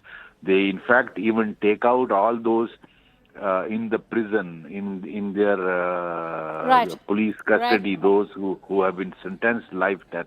They are being sent here, trained and radicalized and armed. Quick thoughts on the failure of multilateralism. Let me quickly go back to Major General Sivach. Major General Sivach, as the External Affairs Minister has time and again been reiterating that after the ascension of Kashmir, way back in 1947, it was UK, US, Canada, Australia, all of them stood in solidarity to oppose the autonomy of Kashmir. So what does it speak of the failure of multilateralism at the moment? Yeah, very correctly. Unfortunately, the world has been a mute spectator of what's happening in Jammu and Kashmir, and what Mr. Vaid was also trying to bring out. This obviously, this is legally a part of India. The complete J&K on 26th October has become a part of India, but it's still illegally occupied by Pakistan, and not too many countries have come forward to support us on this. But certainly, as on today, as far as the terrorism is concerned, the whole world is standing with us. I am sure that the action which will be taken against Pakistan now, a kinetic action in addition to the diplomatic and economic action which are already in the process, I think Pakistan will remember in time to come that if they think that they can do terrorism as state instrument, we will respond, and we will respond strongly. Absolutely. Here's hoping that the United Nations Security Council can also grow a spine and openly condemn terror outfits like the TRF and the role that LET and Jaish are playing in Kashmir. On that note, we have some breaking inputs coming in. CCS reviews the J&K security situation. This is the latest outcome. What we can share with you in the breaking inputs we are receiving right now, that the Cabinet Committee on Security, headed by Prime Minister Narendra Modi, is understood to have reviewed the overall security situation in Jammu and Kashmir amid speculations about India's possible response to the Pahalgam terror attack. The CCS took place a day after Prime Minister Modi held a meeting with the top defence brass on the Pahalgam attack, remember, at 7 LKM, which is the PM's residence. Now, it was also attended by Raksha Mantri Shri Rajnath Singh, the Home Minister Amit Shah, and External Affairs Minister Dr. S. Jaishankar. People familiar with the matter have in fact shared that information, and today what we can tell you that the CCS reviewed the Jammu and Kashmir security situation as well. I go to Payal for those breaking inputs. Payal, share with us the outcome of this entire meeting. And this is, of course, a follow-up of sorts after that very crucial meet that took place yesterday at Lok Kalyan Marg. In the wake of what had happened last week, we had an emergency CS meeting, essentially, reviewing the situation and also announcing a number of sanctions against Pakistan. Today, also a detailed review took place, Akansha. Like we've been reporting from the morning, that multiple, people have gone to the valley and come back, whether it's the Home Secretary, whether it's the IT chief, etc. So they've done a complete assessment of the security situation. We've also seen steps being taken by J&K in the sense shutting down of some popular tourist places and shutting down of not so popular places for tourist attraction as well. So a lot of steps have gone into place. What is the security apparatus looking like? In the wake of what the Prime Minister, in fact, said to the forces that he met yesterday, today's meeting is also extremely significant. But the one to watch out for is that whether India will announce any more sanctions to Pakistan, that remains to be seen. Nobody is speaking about this as yet. It's extremely, the government is completely tight-lipped on the issue because they understand it's a very, very sensitive matter. It concerns the safety and the security and the national integrity of our country. That's the reason we have to still wait and see if anything comes out of that official briefing that happened at 4 p.m. conducted by Ashwini Vaishnav, the INB minister. Absolutely. And when we are looking at the overall taking stock of the security situation is concerned, the government has adopted a multi-pronged strategy, especially if you were to look at Kashmir. They are not just focused on coming up with a retaliation, there's also focus on the internal security within Jammu and Kashmir. Well, absolutely. Pakistan has been needling us at all our international borders for a very long time, and India has been trying to retaliate back as much as possible. But the resolve and the collective resolve that Prime Minister Narendra Modi has taken the whole country into confidence is this, that we will not only seek the revenge as far as this recent terror attack is concerned, where unfortunately 26 innocent lives have been lost, but we are determined to make sure that we uproot the terrorism factory of Pakistan from its root as well. We are committed to the fact that we will in fact fight with all our power and might against the enemy nation Pakistan, which is currently crying foul and trying to gather sympathy from all quarters, but nothing can stop India's resolve. Right. Whether it's militarily or diplomatically, we will try to in fact mount the offensive against Pakistan. But when, like we've been saying from day one, it will be the time and the choosing of India's convenience. And yesterday the Prime Minister articulated it in as many words, saying that the armed forces have the right to decide the place, the target, and of course the timing. Absolutely. Let me quickly bring in Aman also on that note. Aman, take us through how we've adopted a multi-pronged strategy, whether it is the CCS review meeting or the CCPA or the CCEA. India is looking to target Pakistan now in a very holistic manner. They are looking at diplomatic ways to strike back. They are looking at economic ways to strike back, not to forget the military options that we are already weighing in on. Absolutely, Akanksha. There is a diplomatic cost which India wants to impose on Pakistan by isolating it on the world stage. There is an economic cost which we also want to impose on Pakistan to ensure, because we know Pakistan's economy is also already in a very, very bad shape. If India also succeeds in putting those economic blockades on Pakistan, the things will only get worse for them. We have seen that in some of the decisions that have been taken so far. After the last CCS, we saw the Indus Water Treaty being put on hold. We saw those visas being stopped, the Atari integrated post being, also being shut down. So all those steps were taken. I think what has been discussed today, both the internal, the security scenario, there's also the Kashmir situation, also the 4 perpetrators who are still on the run. So, there has been a security operation going on for many days. So maybe the CCS today has also looked at that, and what is the status of the operations against the actual perpetrators of the Pahalgam terror attack. Yesterday, the meeting we saw, which was chaired by the Prime Minister with the service chiefs and Mr. Rajnath Singh and CDS and the NSA, I think focused more on the external response that India wants to give, because the Prime Minister gave a go-ahead and complete operational freedom to the forces to choose their response, choose the kind of the response they want to give, choose the timing of the same, choose the targets for the same. That clearly indicated towards the external response that India is planning against Pakistan. Look, the stoppage like of the Indus Water Treaty, it's already having some impact in Pakistan. There is a psychological factor here also. Pakistan we see in complete panic mode, Akanksha, since last night at like 8 p.m. when the CCS word we got from the PMO that what the PM had said at that particular meeting. We saw 3 a.m. Early morning statement from the Pakistan INB minister that India is going to attack us within 24 to 36 hours. We've got the US also reacted at 6 a.m. today, saying that the Secretary of State of US will speak to the foreign minister of both the countries and press for de-escalation. I think India is adopting a very multi-pronged approach. There are short-term measures, there are some medium-term measures, and there are also some long-term measures. So I think in the short term, we have done the steps we have taken. More, let's see if the government has decided on more things today, especially about our airspace and our waters, which are still open for Pakistani registered airlines and Pakistani ships. Are we going to shut that down? Are we going to shut down all exports? We are to third countries, intermediary countries like UAE, which are going to Pakistan. Are we going to shut all trade to Pakistan as well? These are some of the decisions which are set to be on the table, but we'll wait. We are here at the National Media Center, where Ashwini Vaishnav will be briefing us at around 4 p.m. on the cabinet decisions which have been taken today. Of course, no operational details will be shared, at such briefings. The operational details, of course, are all secret. But if any policy decisions have been taken, more policy decisions have been taken against Pakistan, we'll see if Ashwini Vaishnav enlightens us about the same. So 4 p.m. is again going to be a very significant hour when Ashwini Vaishnav will be making some critical announcements. But on that note, let me bring in Pallavi. Pallavi, I want to get in a sense of how this is going to play out politically on the domestic front. Remember, there was a lot of brouhaha by certain impulsive, irrational elements, especially from the grand old party. What is the messaging now going out?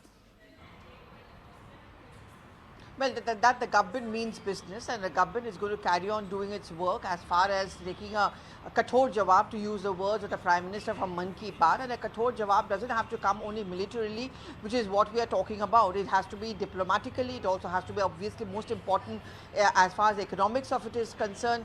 And of course, the ideological or the propaganda war, that battle which government is fighting. But you can take on Pakistan. You can also ask for unity as far as the world leaders are concerned, but at the end of the day, you also need the entire political class together. Sure. As of now, almost all political parties, whether it was inside the all-party meeting or outside, have been making that sound of support for the government. But that hasn't stopped the Congress party from taking pot shots. Last 24 to 48 hours, I would say, has been marred by some of the most insensitive comments coming in from the Congress. And I think topping it all was that post which they put out of the headless Prime Minister. Yes. And much has happened after that. I mean, which political party do you think, Akasha, ever faces this public reprimand to the Congress leaders? What should ideally have been told to them behind closed doors was made public, and the reason is that no one was even listening to them. So Priyanka Vadra retweets that post advisory. That tweet is deleted after the whole day it was being attacked and lambasted by the BJP, being used by Pakistan. So this is yet another battle. I think the government really needs all hands on deck, and political parties are really left with not much choice. I mean, if you're talking about nationalism and national interest and teaching Pakistan a lesson, now is the time to be rock solid behind the government. Many thanks to you, Pallavi and Aman, for sharing all those inputs and adding perspective to these news stories. And with that, let's now shift focus as forces are leaving no stone unturned to nab the dastards of Pahalgam terror attack. In the latest development, 15 overground workers under scanner of the NIA. They have been zeroed in on after intensive questioning. That too of more than 2,000 OGWs. One of the wanted terrorists under focus is Farooq Ahmed. Farooq Ahmed is believed to be operating from Pakistan-occupied Kashmir, and his house in Kupwara was one of those brought down by security forces last week. Intelligence inputs suggest that Farooq has facilitated the entry of Pakistani terrorists and put them in touch with his network of OGWs. In a parallel development, Bandipora's police and security forces have arrested 3 OGWs of Lashkar in Hajit, and a huge cache of arms and ammunition have been recovered from their possession as well. Meanwhile, the NIA has recreated the crime scene and also checked for further material evidence. In fact, let's quickly go across to Arunima, who's joining us with more details. Arunima is very much in Kashmir as we speak. Arunima, share your location with us, where you are currently, and how the NIA is going ahead with the investigative part of the Government of India's strategy. We are in Pahalgam at the moment, and the National Investigation Agency has just, accompanied by the forensic experts and the local police, has gone up to Baisaran Meadow. They have now shut off the Baisaran Meadow path completely to prevent anyone from going up. If there is any attempt to, destroy the crime scene or tamper it in any way, that can be done. If anyone who's still up there and wanting to come down, even that will be difficult. Forensic experts are picking up whatever evidence they can. There's also a crime recreation that is happening, because eyewitness account seems to suggest that the meadow was targeted from both the entry and the exit sides, and the terrorists had split into a group of 2. So they are trying to recreate, and that will help them understand how the terrorists entered the Baisaran Meadow. Did they come from the hillside, where they're sitting and waiting there over the last 2 days? Before 22nd, the attack happened. It had rained in Baisaran on 20th and 21st. Did that change their plans in any way? So that's the point that NIA is trying to ascertain and find out with the teams of experts that they have gone up with.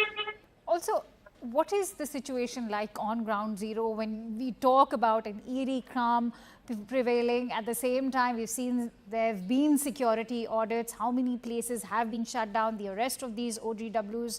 How have India's security forces now swung into action, and what has been the outcome so far? Remember, we've passed a week. As far as ground situation goes, at the Pahalgam market, the shops are open, but there are no takers. There are no tourists here. There is a selfie point here in Pahalgam. We spotted only about 7 or 8, a group of 7 or 8, and that is it. There are no other tourists. Even roadside vendors are sitting with their fare, but there are no visitors. The only rooms in the hotels that have been occupied are the rooms that have been occupied either by the officials who are here to investigate or by the media crews. So this has had a huge impact on the overall tourism and hospitality sector of Pahalgam. As far as security goes, the Betab Valley, the Aru Valley and Kandanwadi, it's called the ABC of Pahalgam. Whenever tourists come, these are the places that they want to go. All 3 have been shut down.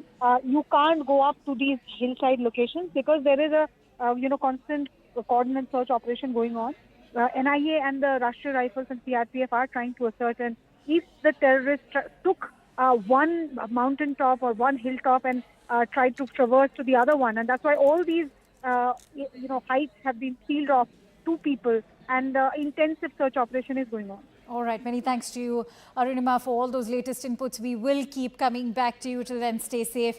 Along the line of control in Uri, Jammu and Kashmir, an uneasy calm prevails as intermittent gunshots echoed through the night, heightening tensions among the local residents.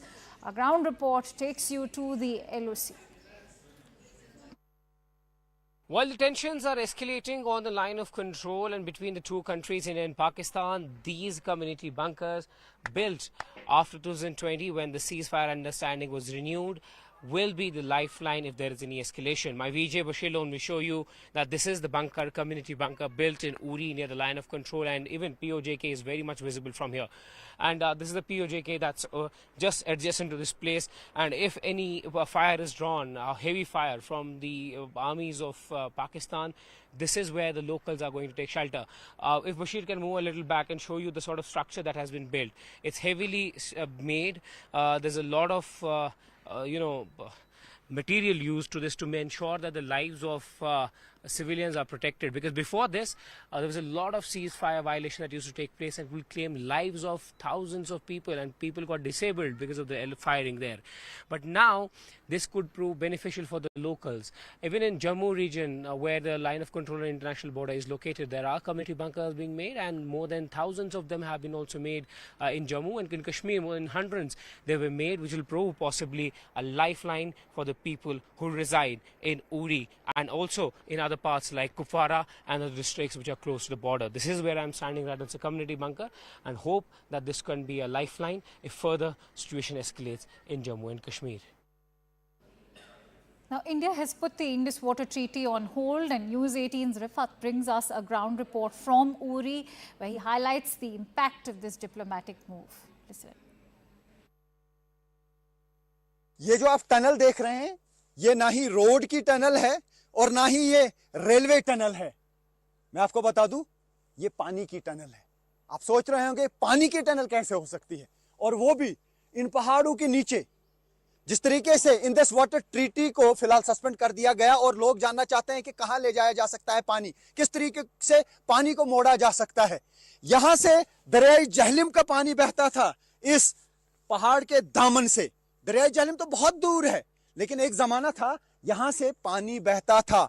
जी हां, 1902 में यहां पे एक power project बनाया गया था क्योंकि दरियाई जहलिम के पानी को मोड़ा गया था। और मैं दिखाने की कोशिश करूंगा यहां पे किस तरीके की टनल्स बनी थी। मैं विजय को कहूं थोड़ा सा जल्दी आ जाए, हालांकि बहुत लंबी ये टनल है, अंडरग्राउंड टनल है, और ये 1902 में तामीर की गई है। 1902 से पहले, क्योंकि 1902 में पावर प्रोजेक्ट चल रहा था। 9 मेगावाट का पावर प्रोजेक्ट जो है वो यहां पे बनाया गया था, और ये आप टनल देख सकते हैं। और तब ये पावर प्रोजेक्ट साउथ एशिया के पहले पावर प्रोजेक्ट्स में था। ये पावर प्रोजेक्ट बनने के बाद ही कश्मीर को पहली बार, इस खासतौर से नॉर्थ कश्मीर को बिजली मिली, और ये तब बनाया था मेजर एलन ने, जो इंजीनियर थे, कनाडा में बॉर्न हुए थे, और उसके बाद ये पूरा पावर प्रोजेक्ट बनाया गया था। और ये टनल आप देख सकते हैं। कोशिश करूंगा मैं थोड़ा आगे चलने की, क्योंकि काफी सारे लोग जानना चाहते हैं कि किस तरीके से दरिया जहलिम के पानी को मोड़ा जा सकता है। और अगर दरिया जहलिम के पानी को इस तरीके से जगह जगह पे मोड़ा गया तो बहुत ज्यादा बिजली जनरेट हो सकती है, जो अभी मुमकिन नहीं था, क्योंकि इंडस वाटर ट्रीटी के तहत कहीं पर भी दरियाई जहलिम के पानी को ना मोड़ा जा सकता था और ना ही उसे डाइवर्ट किया जा सकता था। लेकिन अगर इस तरीके की टनल्स बनाई गई, दरिया जहलिम के पानी को हाई अल्टीट्यूड पे इन करके लो अल्टीट्यूड पे एग्जिट करके वहां पर बहुत बड़े बड़े टरबाइन चलाए जा सकते हैं। तो ये जो पावर प्रोजेक्ट है, ये साउथ एशिया के पहले पावर प्रोजेक्ट्स में से एक था। पहले इसकी कैपेसिटी 9 मेगावाट की थी। तब 9 मेगावाट बहुत होता था और पूरा कश्मीर उससे बिजली हासिल करता था। और जो कश्मीर के सिल्क फैक्ट्री थी, यानी जो श्रीनगर की सिल्क फैक्ट्री थी, वो इसी बिजली से चलती थी। तो उससे आप अंदाजा लगा सकते हैं कि कितना इंपॉर्टेंट रहा होगा ये project. Let's now bring you the political impact of the Pahalgam attack, as Congress has finally removed the controversial headless poster of Prime Minister Modi after it sparked outrage. The party has urged its members to approach the Pahalgam issue with sensitivity. In its gag order, Congress said that any deviation from the party line will be considered as a serious breach of party discipline. Despite the gag order, Karnataka's Minister Dinesh Gundu Rao has slammed Prime Minister Modi for neglecting his duties during the Pahalgam terror attack, accusing him of politicizing the situation and skipping the all-party meeting. While defending Congress's stance against terrorism, Rao stressed the importance of asking tough questions Congress's social media chairperson Supriya Srinath hit back at the BJP for their outrage over the Gayab post, clarifying it was a movie-inspired, not aimed at the Prime Minister. She accused the BJP of insensitivity and said the government is silencing critics instead of addressing national security concerns. The Congress leadership is reportedly upset with Srinath for defending the post. Remember, it's not a first for Supriya Srinath. BJP के अंदर कितना विष भरा है, कितना जहर भरा है, कितने गंदे मन के लोग हैं कि उनको एक पोस्टर में सिर तन से जुदा दिखा, जबकि वो एक पिक्चर के पोस्टर से प्रेरित है। जो पोस्टर हमने लगाया उसमें भी शरीर कहीं नहीं है, ना हाथ है ना पैर है, सिर्फ आलीशान शानदार कपड़े हैं और मिस्टर गायब लिखा हुआ है और मोदी जी का नाम नहीं है, मोदी जी का शब्द नहीं है। तो बीजेपी को ये क्यों लग रहा है कि ये मोदी जी के बारे में, कि क्या वो भी मान रहे हैं कि मोदी जी गायब है? कांग्रेस पार्टी का कितना लो लेवल पर वो गिर सकते हैं, वो तो इसके और ज़्यादा उदाहरण हमको नहीं चाहिए। It is the lowest level of, वो तो कितना वो गिर सकते हैं, इसका एक उदाहरण है। मैं इतना ही कहना चाहता हूँ, जो इसका जो सिद्धरामैया का स्टेटमेंट, कांग्रेस का कुछ मंत्रियों का, कर्नाटक के मंत्रियों का स्टेटमेंट और कल का जो इनका स्टेटमेंट है, पाकिस्तान को बहुत उत्साह दिया है, इसलिए उन लोगों ने डिलीट किया है। बाद में उनको पता चला कि हमने गलती किया है। कम से कम ये तो एहसान हो गया कि गलती तो किया है। पहलगाम कश्मीर के इश्यू में एआईसीसी जनरल सेक्रेटरी वेणुगोपाल ने बोला कोई भी नहीं बात करना इसके ऊपर। इसके ऊपर ऑल पार्टी मीटिंग में डिसाइड हुआ, नरेंद्र मोदी अमित शाह को फ्री हैंड दिए। इसके ऊपर मोहन भगत मिलने दो, कोई भी मिलने दो, हम इस पे कोई बात नहीं कर सकते। क्यों बोलते? इट इज ये इंस्ट्रक्शन हाई कमांड का है। सरकार क्या करता है, कैसा पाकिस्तान के ऊपर क्या उग्रवादियों को कैसा पकड़ सकते, कैसा उनको शिक्षा देते, उनका काम है। ये अपने आप को कहते हैं कि हम इंडी अलायंस वाले हैं।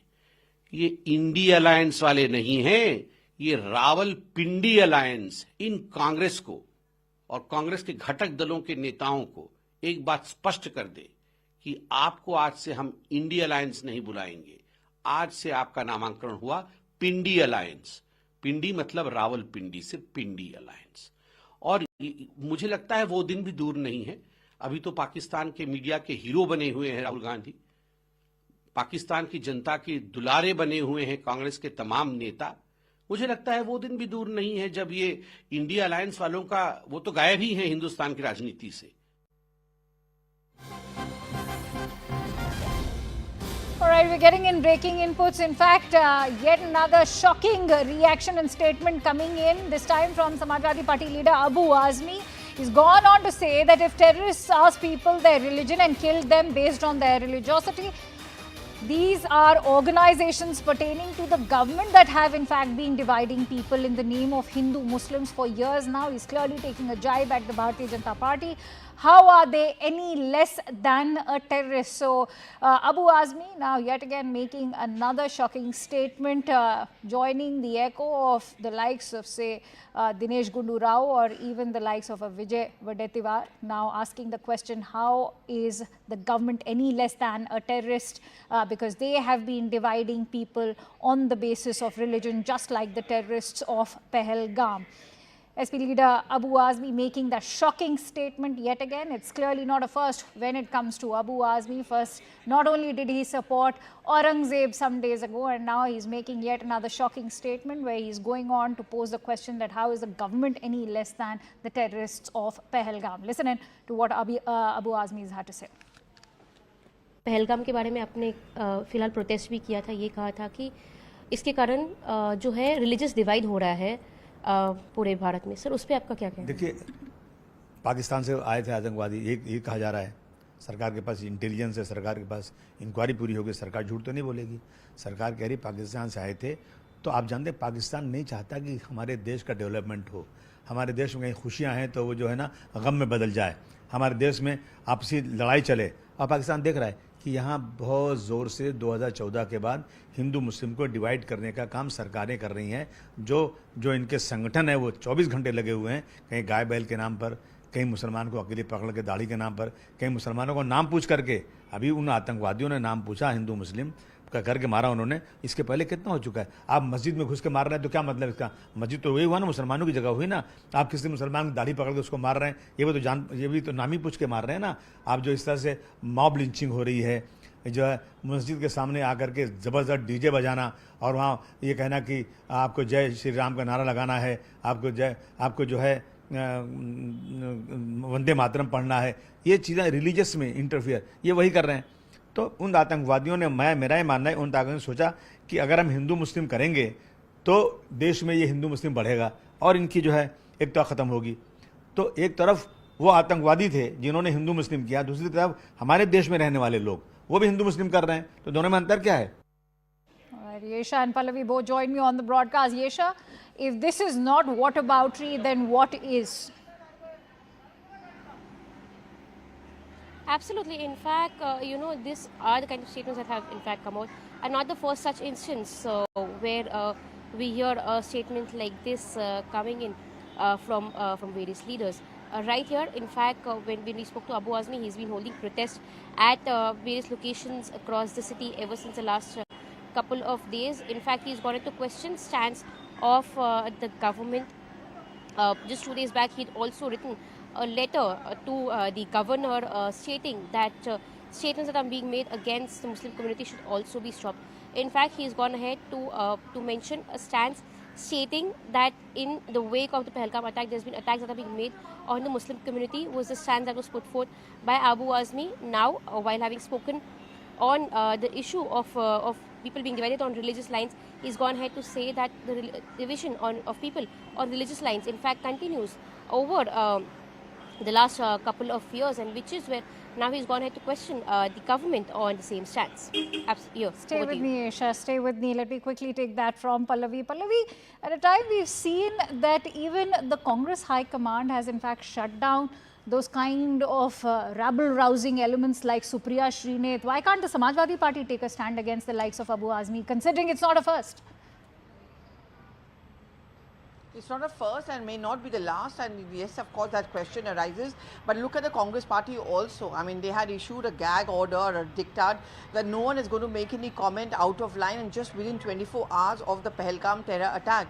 But yet, everyone was breaking that gag order. There was another second one which was issued, but even that had not stopped many like Gundurao to make a comment. And then you had that social media post. So very clearly, it's taken the Congress party quite some time to ensure that no one speaks out of line. But I wonder how it is going to and how long it's going to last.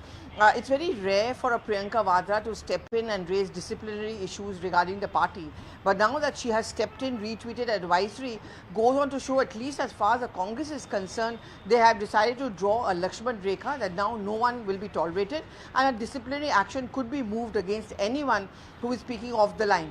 But if you look at the other political parties, and I think another offender certainly has been the Samajwadi Party, that's why the BJP accuses the SP and the Congress of pandering to the minority vote bank. I mean, as we're talking about religious color to the act of terror in Pahalgam, Samajwadi Party, but naturally would be worried about its minority vote bank with elections in UP just a couple of years away. This is the charge which is coming in from the BJP.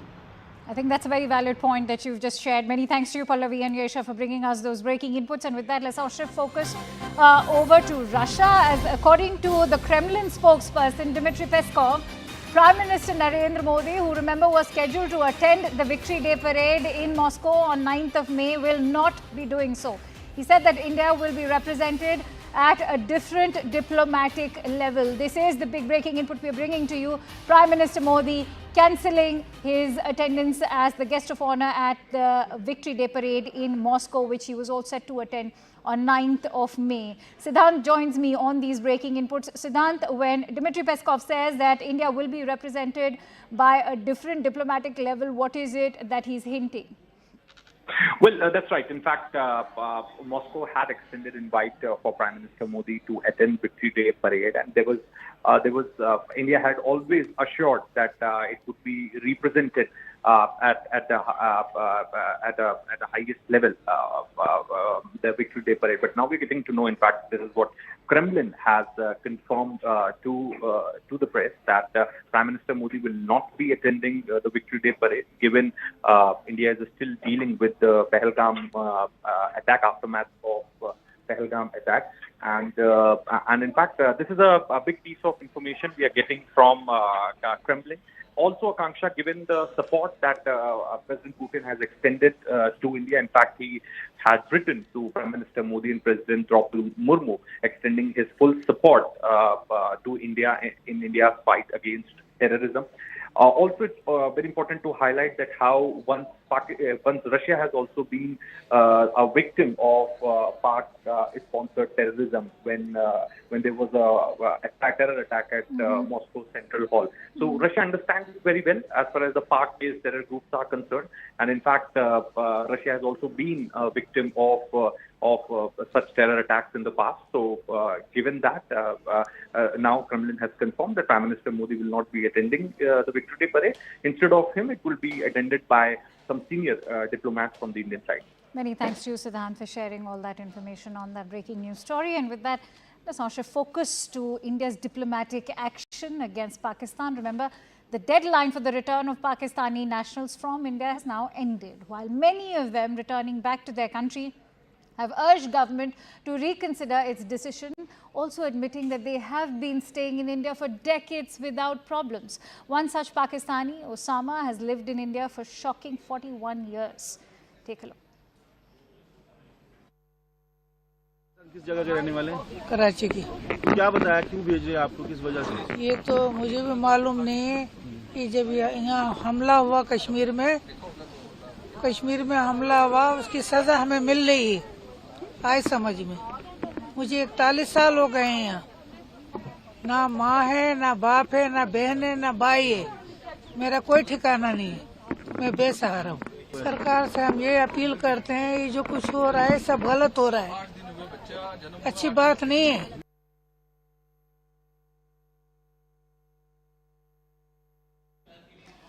As questions have been arising on several Pakistani nationals overstaying their visas in India for decades, one such deportee, Mufzala, has said that she has lived in India for 17 years. Mufzala even casts vote in India and has a ration card as well.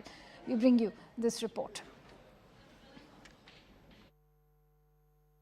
अभी मैं currently मैं परसू कर रहा हूँ अपना bachelors in computer science. मेरा final semester चल रहा है।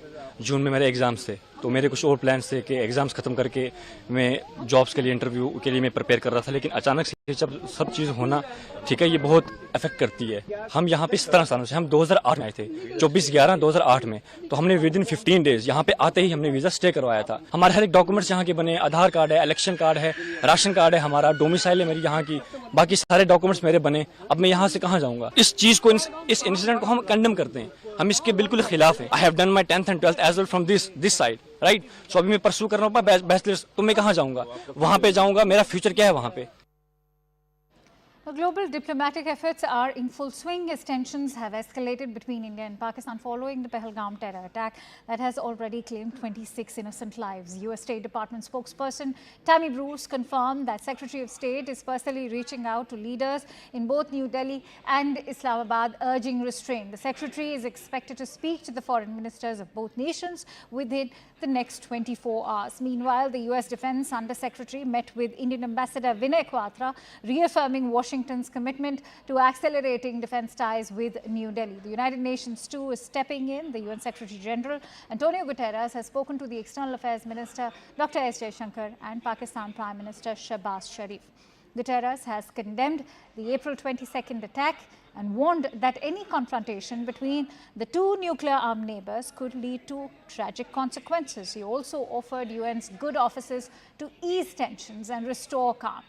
Jaishankar, in a post on X, has thanked Guterres for his firm condemnation of the attack and said that India is committed to ensuring that the perpetrators and their sponsors are brought to justice. As voices against terror strengthen globally, British MP Bob Blackman has condemned the Pahalgam terror attack and demanded justice for the victims. Listen in to all the voices.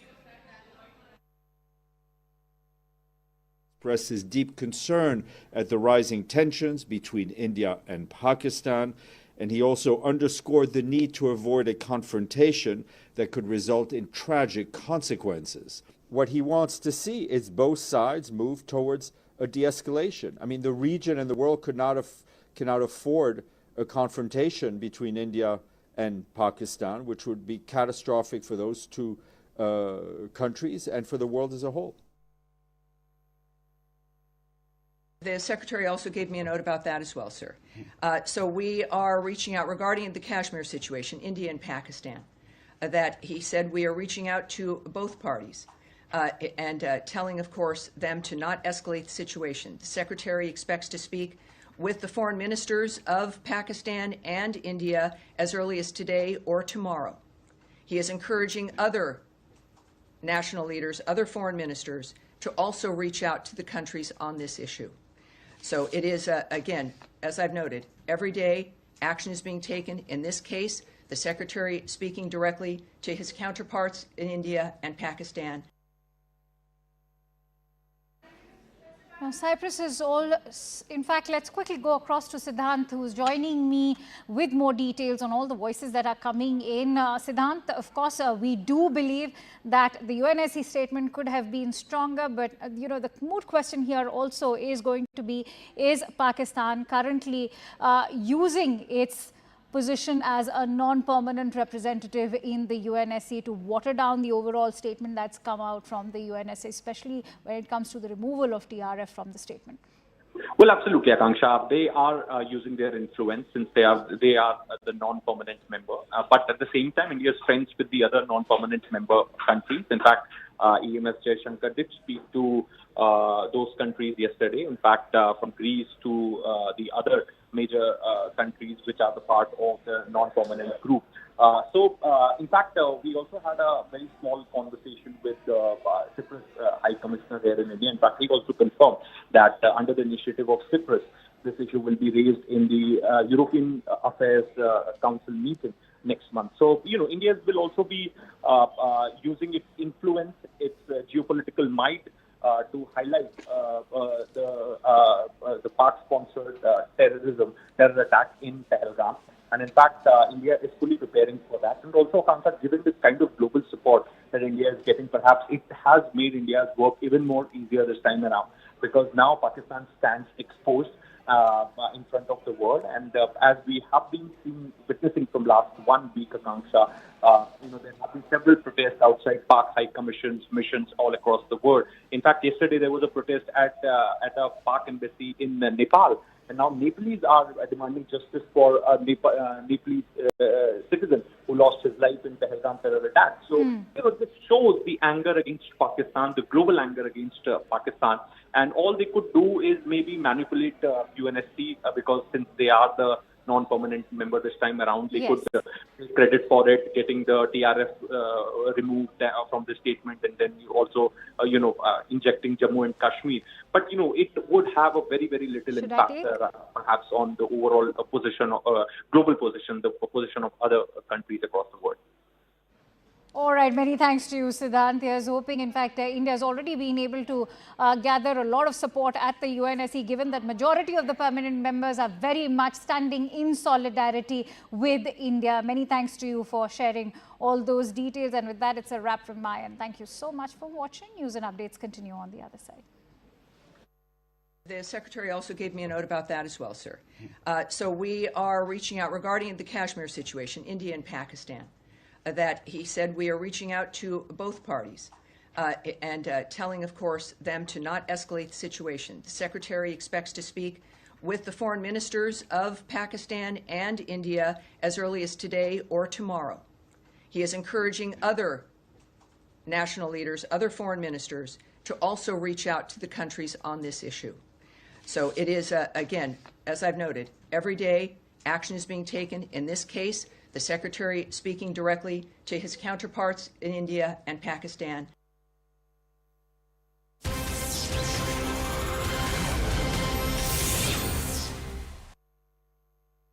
सस्ते वाले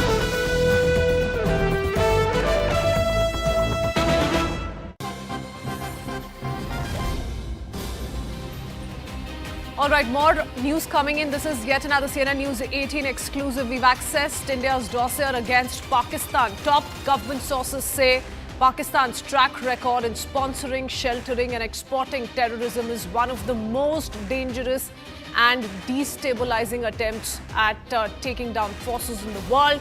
For decades, its soil has been used as a launchpad for cross-border terrorism, for insurgency and extremist ideology. In 2018, the former Prime Minister of Pakistan, Nawaz Sharif, suggested that the Pakistani government played a role in the 2008 Mumbai attacks that were carried out by Lashkar-e-Toiba, Pakistan-based Islamist terror group. Parvez Musharraf also conceded that his forces trained militant groups to fight India in Indian-administered Kashmir. Also confessed that the government turned a blind eye because if it wanted to force India to enter into negotiations as well as raise the issue internationally. So these are some of the claims that have been made, sensational admissions that have been made by the political class in Pakistan. I do want to go across to Payal Mehta, who joins us with more details to put this entire story in perspective, which once again nails the Pak propaganda. Its lies stand exposed once again. Payal, do tell us a little bit about what this dossier explains verbatim. Well, the dossier talks about Pakistan's trail back to terrorism and how terrorism has been there as part of Pakistan's being from the very beginning. Whether it's, of course, fueling terror into India's territory or probably creating disturbance in the Asian region, that's something which Pakistan has been very ably been able to do. They've been with the terrorism of terrorism in Afghanistan, which is now Taliban, to the Haqqani network that has been working upon. Multiple issues have been put forth by the government, whether it's creating, sort of disturbance in countries like Russia, creating the Moscow concert hall attack, or probably the Jaish attack on Iran. All of these things, including the UK, have been victims of the terrorism that is being sponsored by Pakistan, in particular by the ISI, which actually backs terrorism as a profession, it seems. Okay. Payal, Arunima joins us as well, so stay on with us. We'll come back to you in just a bit. There are some very important detailed statements that have been spoken of by political leadership in Pakistan back in the past as well, Arunima. Just a few days ago, remember, Khwaja Mohammad Asif, Pakistan's defense minister, had also admitted that the country supported terrorist group for more than 3 decades, calling it a mistake tied to US-led foreign policy decisions. That too was found a mention in this particular dossier, which is in stark contradiction to the picture that is being painted by Pakistan as we speak. It's trying to garner international sympathy and pin the blame squarely on India. See, Pakistan has always wanted Kashmir to be at the heart of international deliberations. It has always wanted the world to intervene in Kashmir because India's stance is that Kashmir is our internal matter. It is an integral part of our territory. No other country should have a say in what happens there. That's not the stance that Pakistan wants. They want the focus on Kashmir to internationalize the issue. And therefore, post Pahalgam, you see the Pakistani leadership, be it the political leadership, be it the military leadership, once again asking the world to intervene, pointing out that India has jumped the guns, that India has not had any proof. That's what Pakistan's allegation is, that there is no proof that anyone in Pakistan has anything to do with Pahalgam, that it is an indigenous struggle. And the mention of the resistance front, which initially claimed responsibility but subsequently backtracked. TRF's role has also come in for a mention from as far as Pakistan and its UN-related statement.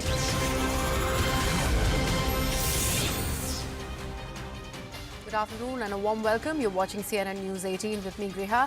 We begin the top of 3 p.m. with an important update. Remember, we are talking about how India is planning on diplomatically striking Pakistan. The first step, of course, came in as there was an announcement right after the Pahalgam terror attack of the suspension of the Indus Waters Treaty. So India has thrown down the gauntlet before Islamabad by putting the Indus Waters Treaty of 1960 on hold. Now CNN News 18 has managed to access the pictures that show the impact of India's diplomatic move.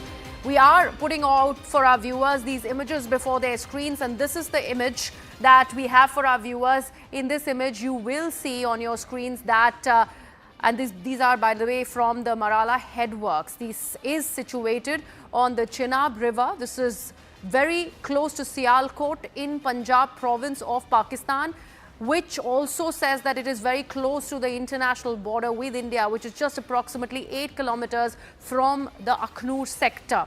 These satellite imageries, now what are they suggesting? What have we learned? This is talking about the Chenab River water flow. The water flow, as is being observed on a comparative satellite image. One is, as you can see, from the 21st of April. This is right before the Pahalgam terror attack took place on the 22nd, and the other image is from the 26th of April. These are the two images, and we are comparing this, and this is seemingly indicating a decrease in flow of the Chenab waters. Now, what does this exactly mean? And we are also particularly talking about the proximity with the international border. It means that the upstream actions in India can quickly affect downstream water availability in Pakistan. The Chenab, remember, originates in Himachal Pradesh in India. It is formed by the confluence of the Chandra and the Bhaga rivers, as has been seen. Then later it flows through Jammu and Kashmir before entering Pakistan's Sialkot district, making it one of the western rivers allocated to Pakistan under the now defunct Indus Waters Treaty. That's how strategically this is going to hit Pakistan really the hardest, as the sharing of water is right now discontinued by India. Let me take this across to my colleague Akash, who's now joining us on the broadcast. Akash, what does this signify? From the 21st of April to 26, we see a seeming difference as far as that water supply, the water flow is indicating in these satellite imageries. Tell us more. Right. So, Griha, it is indicating that water supply has got reduced, and there's a shortage of water. And Marala headwork is basically the irrigation control system. That is just 7 or 8 kilometers away from the international border, and this is the place from where they divert their waters, towards the agricultural land or towards other uses. And in fact, at this point in time, the imagery is somewhere suggesting that, this water has got reduced, and people of Pakistan are going to, be impacted because of it, because this is the season where, in fact, in every season, they are dependent on this sort of water. We know that how they had been allocated these three rivers, which are Indus, Jhelum, and the other one. And these three rivers, Pakistan is dependent on it, the agriculture is dependent on it, and now these satellite images are somewhere suggesting that water supply has got reduced and they are running short of water. These images have been there on social media since morning, and these images are somewhere suggesting that the sort of steps that India has undertaken, are somewhere impacting Pakistan, and that can be, obviously seen from the sort of attitude that we are seeing of the ministers of Pakistan, where they are asking UN to intervene. In fact, they are assuming that military action will be taken, and several sort of other steps and speeches that are coming out from Pakistan. Right. Akash, also help us understand this better. This announcement was made right after the terror attacks that happened on the 22nd of April. 23rd is when India took this very, very strong and sharp response against Pakistan, scrapping the Indus Waters Treaty. But is all this rather soon to be indicated in these images? Because we were also talking about how the stopping of water completely to Pakistan requires a huge amount of infrastructural development, hydraulic, water resources here in the country, and reservoirs need to be built, and that is a process that is going to take rather long. So how does this really explain the point that here we are trying to make? So this is a long-term plan, Griha. This is a long-term plan where we are, planning, if at all we are planning to stop the water, we'll have to create extra reservoirs, extra dams, or we'll have to divert the water. But in current situation, even the existing facilities can have this sort of impact that we have been showcasing in the satellite images. In fact, I remember that how we have several sort of facilities on the river where we can utilize and exploit the water and can stop the flow. Because remember, even if you have 2 dams, you can at least store water for some time and then release it unexpectedly. Remember, the IWT is also something under which you are sharing data related to water flow, data related to the sort of storing that you are doing in a particular time interval, and also the sort of flow that you have been receiving. So when you are keeping the treaty in abeyance, it means that you are not sharing the data, and also if at all you are storing some sort of water, Pakistan will not get to know about it. And these satellite images are somewhere showing that since the water supply has got reduced, in fact there were some photos and videos where we were talking about the sort of flood situations in Pakistan. This is what is the result of that treaty in abeyance, because you are not sharing the data. That's why the authorities or the agencies in Pakistan are not letting, in fact, are not getting this sort of information that what is going to be the sort of flow or what is going to be the storage in India, and that's why we are seeing situation like such, and in fact the satellite images like such. Right, absolutely. Akash, tell us more about this Marala headworks that we are talking about. I believe this was started during the British time, and then there were some changes that were made to this entire project in 1968. In fact, Akash, request you to hold that thought. We have a guest joining us on the broadcast. Lieutenant General KJ Singh is with us on the broadcast. Lieutenant General Singh, thank you so much for joining us. We are putting out these satellite images before our viewers that speaks about a considerable reduction in water supply as far as the flow of the Chenab waters upstream, downstream into Pakistan from India. What does it say about the action that India has now taken, suspending the Indus Waters Treaty, and the further impact that this will have on Pakistan? Thank you and Jai Hind. The first thing, as was being brought out by the other experts, is the psychological dimension itself.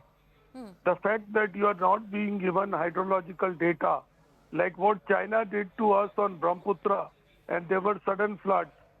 So similarly, we have that leverage now on Pakistan. We need not share the data, and that itself upsets the planning for cropping, for sowing the crops, and for everything. It generates that psychological fear. But beyond that, while most of the projects on Chenab are run-of-the-river projects, yet it is well known that the Salal Dam at Riyasi was initially developed as a storage reservoir.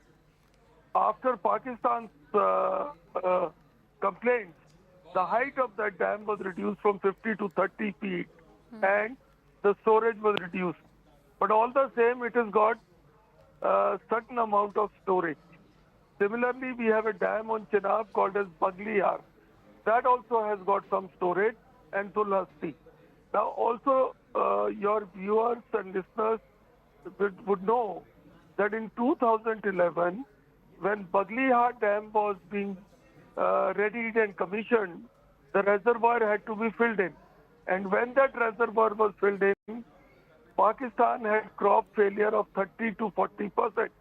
There was a huge big outcry. And so it's not as if we can store too much of water permanently, but we have now gained some kind of effective control which can be used. We can release, we can flush. And also our dams like Salal is badly silted. So we need to do desilting. Similarly, the Kishan Ganga on Jhelum, those visuals of floods in Jhelum that one was seeing, because we've been telling Pakistan that we want to desilt these reservoirs and dams, and Pakistan has not been aligned through the mechanism of Indus Water Treaty. And like what you say about Marala, Marala is only 40 kilometers down. But Marala is also badly silted. So Marala does not have the capacity to hold too much of water. So all in all, this combined, and if used intelligently, will bring Pakistan to the knees. And hello? Yes, please go ahead, Lieutenant General. And also, I must tell you, this also impacts what are called as baderas. Baderas are large landholders, zamindars of Pakistan who have land in Punjab and northern Sindh. Now these people, these big families, they are directly linked with army, most of them. So it is hurting that lobby. And also another narrative which we need to build up is that this water is pounded at Marala Headworks and through the canals, Marala Ravi link canal, and later through the Baloke Suleiman ke link canal, it is brought down to Ravi and Satluj. So water of Kashmir is not being used by Kashmiris. Absolutely. That's very significant, and that's an important point that you're making, Lieutenant General Singh. Thank you so much for joining us. In fact, these comparative satellite images that are from April 21st and April 26th this year reportedly are showing a reduced water flow at the Marala headworks, with water channels shrinking and one drying up entirely, as we can see in these images. This is, of course, as Lieutenant General Singh was also pointing out, increased silt and sedimentation ahead of the barrage that further is indicative of the lower water velocity and volume. And this is also leading to that psychological warfare against Pakistan. My colleague Siddhant is also with us. He's joining us on the broadcast now to offer more perspective. Siddhant, another point that Lieutenant General Singh was making on this being the monsoon season for Kharif crops. They are planted this month in April, also in June, and they are later harvested in September, October, like the other crops like sugarcane and pulses for that matter. Now, Pakistan relies heavily on irrigation from the Chenab River, and this is especially the Punjab and Sindh province there, and that accounts for about 80% of that water, the irrigation supply that is coming in from Chenab, I believe. So this will induce further damage as far as irrigation and agriculture in Pakistan is concerned. Well, absolutely. This will directly have an impact on irrigation in Pakistan, especially Sindh and Punjab provinces of Pakistan. In fact, there is already a lot of water scarcity in these two provinces, and there is also a constant fight between these two provinces over water sharing. In fact, in Sindh province particularly, there is this political issue that Zardaris had given away the waters of Sindh to Punjab for the corporate farming. So this has been a political issue already going on in Sindh province. As you rightly pointed out, these two provinces are the bread basket of Pakistan. And as we were reporting, we reported on the very first day that keeping this treaty in abeyance means ending all mechanisms between the two sides. So there will not be any communication, any flow of data or information sharing between the two sides. So in this scenario, Pakistan will not get to know when there is going to be flood coming, when there is going to be drought coming. Also, having said that, we have accessed these satellite images of 21st to 26th April, which clearly indicates decrease in the flow. Water channels emanating from the headworks have reduced in size, and one has totally dried up. In fact, we are putting out those pictures for our viewers. This indicates storage of water in India after suspension of IWT, Indus Water Treaty. It will hit the crop, both Kharif and Rabi. So this is just a beginning. And as I said before, that since there will not be any official communication from both sides, so the last official communication which Indian government made with the Pakistan government was a letter which was sent by the Water Ministry of India to the Pakistani Water Ministry, perhaps informing them officially that India has kept Indus Waters Treaty in abeyance. That was the last communication, so there cannot be any communication anymore. Now, in fact, if India is building some dam or some hydropower project on these rivers, then India will not be informing Pakistan about it. There is also not going to be any site visit by the either side. So it will definitely create water scarcity in Pakistan, and perhaps it will have a direct impact on the water management in Pakistan. So the larger issue is that the water management will severely be impacted, because Pakistan will not be knowing the level of waters flowing into level of waters flowing downstream, and how to be prepared for it, etc., etc. And perhaps that has already got started. The satellite images suggest the same. Siddhant, but we would like to, in fact, underline for our viewers, and these are the satellite images that we are putting out constantly.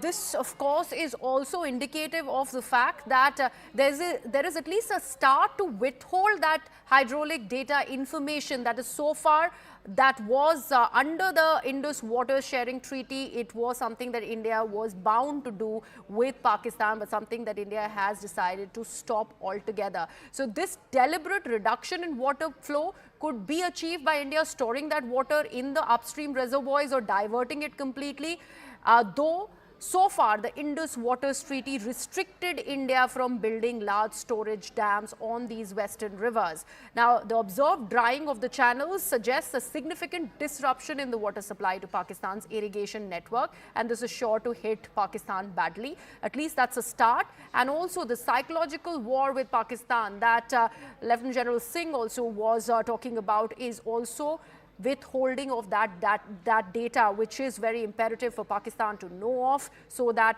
they know when the water is coming into their territory, and that becomes highly significant. So that explains the kind of rattle moves and responses that have come in from Pakistani side. Well, absolutely. And in fact, this is the reason that, in fact, Manoj Gupta also reported the other day that how Pakistan is now preparing for a full legal battle against India. In fact, they are speaking to the best legal minds in Pakistan. In fact, the Attorney General, Law Minister, they are in huddle preparing case against India. They are expected to go to International Court of Justice, United Nations, World Bank. Perhaps they will definitely use these satellite images to create narrative against India, and this has been a very sacrosanct treaty. So important point that you mentioned mentioned of the World Bank, because World Bank could possibly intervene. At least that is the suggestion that Pakistan would want to really make. But we will delve deeper into this story, as these are punitive actions that India really is looking at. One of them at the start, of course, is the suspension of the Indus Waters Treaty. Now, amid mounting tensions between India and Pakistan over the Pahalgam terror attack, Prime Minister Narendra Modi chaired a series of cabinet meetings at his Lok Kalyan Marg residence today. Crucial CCS, or the Cabinet Committee for Security, meet, or the Cabinet Committee for Parliamentary Affairs meet, even the CCEA meetings were held at his residence. And after these critical meetings, the Prime Minister even chaired a separate meet with the Raksha Mantri Shri Rajnath Singh and also the Home Minister Mr. Amit Shah. The Cabinet Committee on Security that was headed by Prime Minister Modi is understood to have reviewed the overall security situation in Jammu and Kashmir amid speculations about India's possible response to the Pahalgam terror attack. And according to government source, India is reviewing the impact of imposing further trade sanctions on Pakistan. Over the past year, trade between the two countries has increased nearly 4 times. India mainly exports sugar, pharmaceuticals, medicines, fertilizers and fruits to Pakistan, while imports from Pakistan remain negligible, mostly limited to nuts and fruits. Meanwhile, Centre has revamped the National Security Advisory Board and has also appointed former RNAW Chief Alok Joshi as its head. Let's now further take a look and dissect what India's strategy to punish Pakistan is really looking like. Number one, here's what we are getting to know. This is the diplomatic war on Pakistan, as we are giving to understand. This is that we are learning from sources, as India is looking at getting all the countries to support India as far as this terror attack against innocent civilians is concerned that took place on the 22nd of April. Next, frame the world opinion against Pakistan. One of the top things that to do that is, of course, wanting in Pakistan to be again blacklisted as far as FATF is concerned. Next step, military operation. This is strategy number 2. Military equipments are being procured and stepped up. All the countries are being looked at, whether it's US or Russia for that matter. Trade ties will be slashed altogether, and this is part of strategy number 3, which is the economic war. India is also mulling curbing e-commerce exports to Pakistan altogether. This is going to severely hit the country. Indus Waters Treaty is already in abeyance, remember? And this is part of the economic war that India has launched on Pakistan. Again, if we take a look at number 4 strategy, information war as well. Pakistan YouTube and social media handles have been completely blocked out. Videos of Pakistan terror strikes against India, that also is something that India is collating. These videos will be used to expose Pakistan's hand, which is very, very operative on global platform to show that Pakistan is a country where this terror really emanates from. Let me take this across to my colleagues Pallavi and Aman, who are now joining us on the broadcast. Pallavi, coming to you first. We're talking about not just the diplomatic strike, but we're also talking majorly on the economic war front as India has unleashed on Pakistan, stopping trade altogether. Imports are at the minimal. But how badly is this going to impact Pakistan?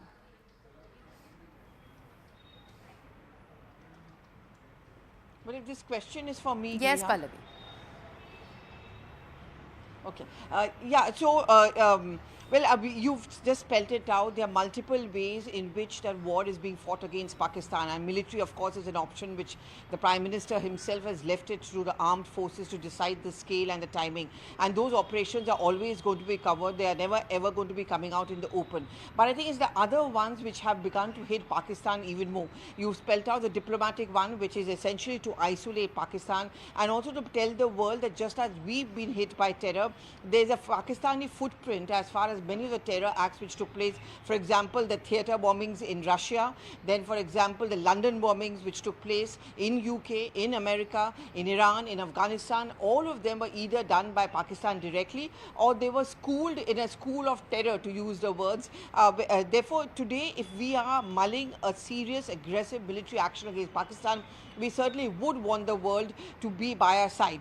And there is no mincing of words on this as far as India's diplomatic war is concerned. We are talking about, of course, the propaganda war, which we are trying to counter with YouTubes and all of that you pointed out. But I think if there's something which really hurts a country the most, it is the economic blockade, it's the economic war. Now, especially a country like Pakistan, which has been facing a food crisis, where there's a huge problem of global investment, given the fact that there's political instability, where it's not a democracy, it is the army which calls the shots, and army is not equipped for governance. Army is equipped to, wage wars. So therefore you have a country which is running rogue, which is running on the basis of the armed forces. And that's where the economics becomes very important. So what have we done? We first of all imposed a complete trade ban. The Atari railway station has been closed down. There is no inroads happening there.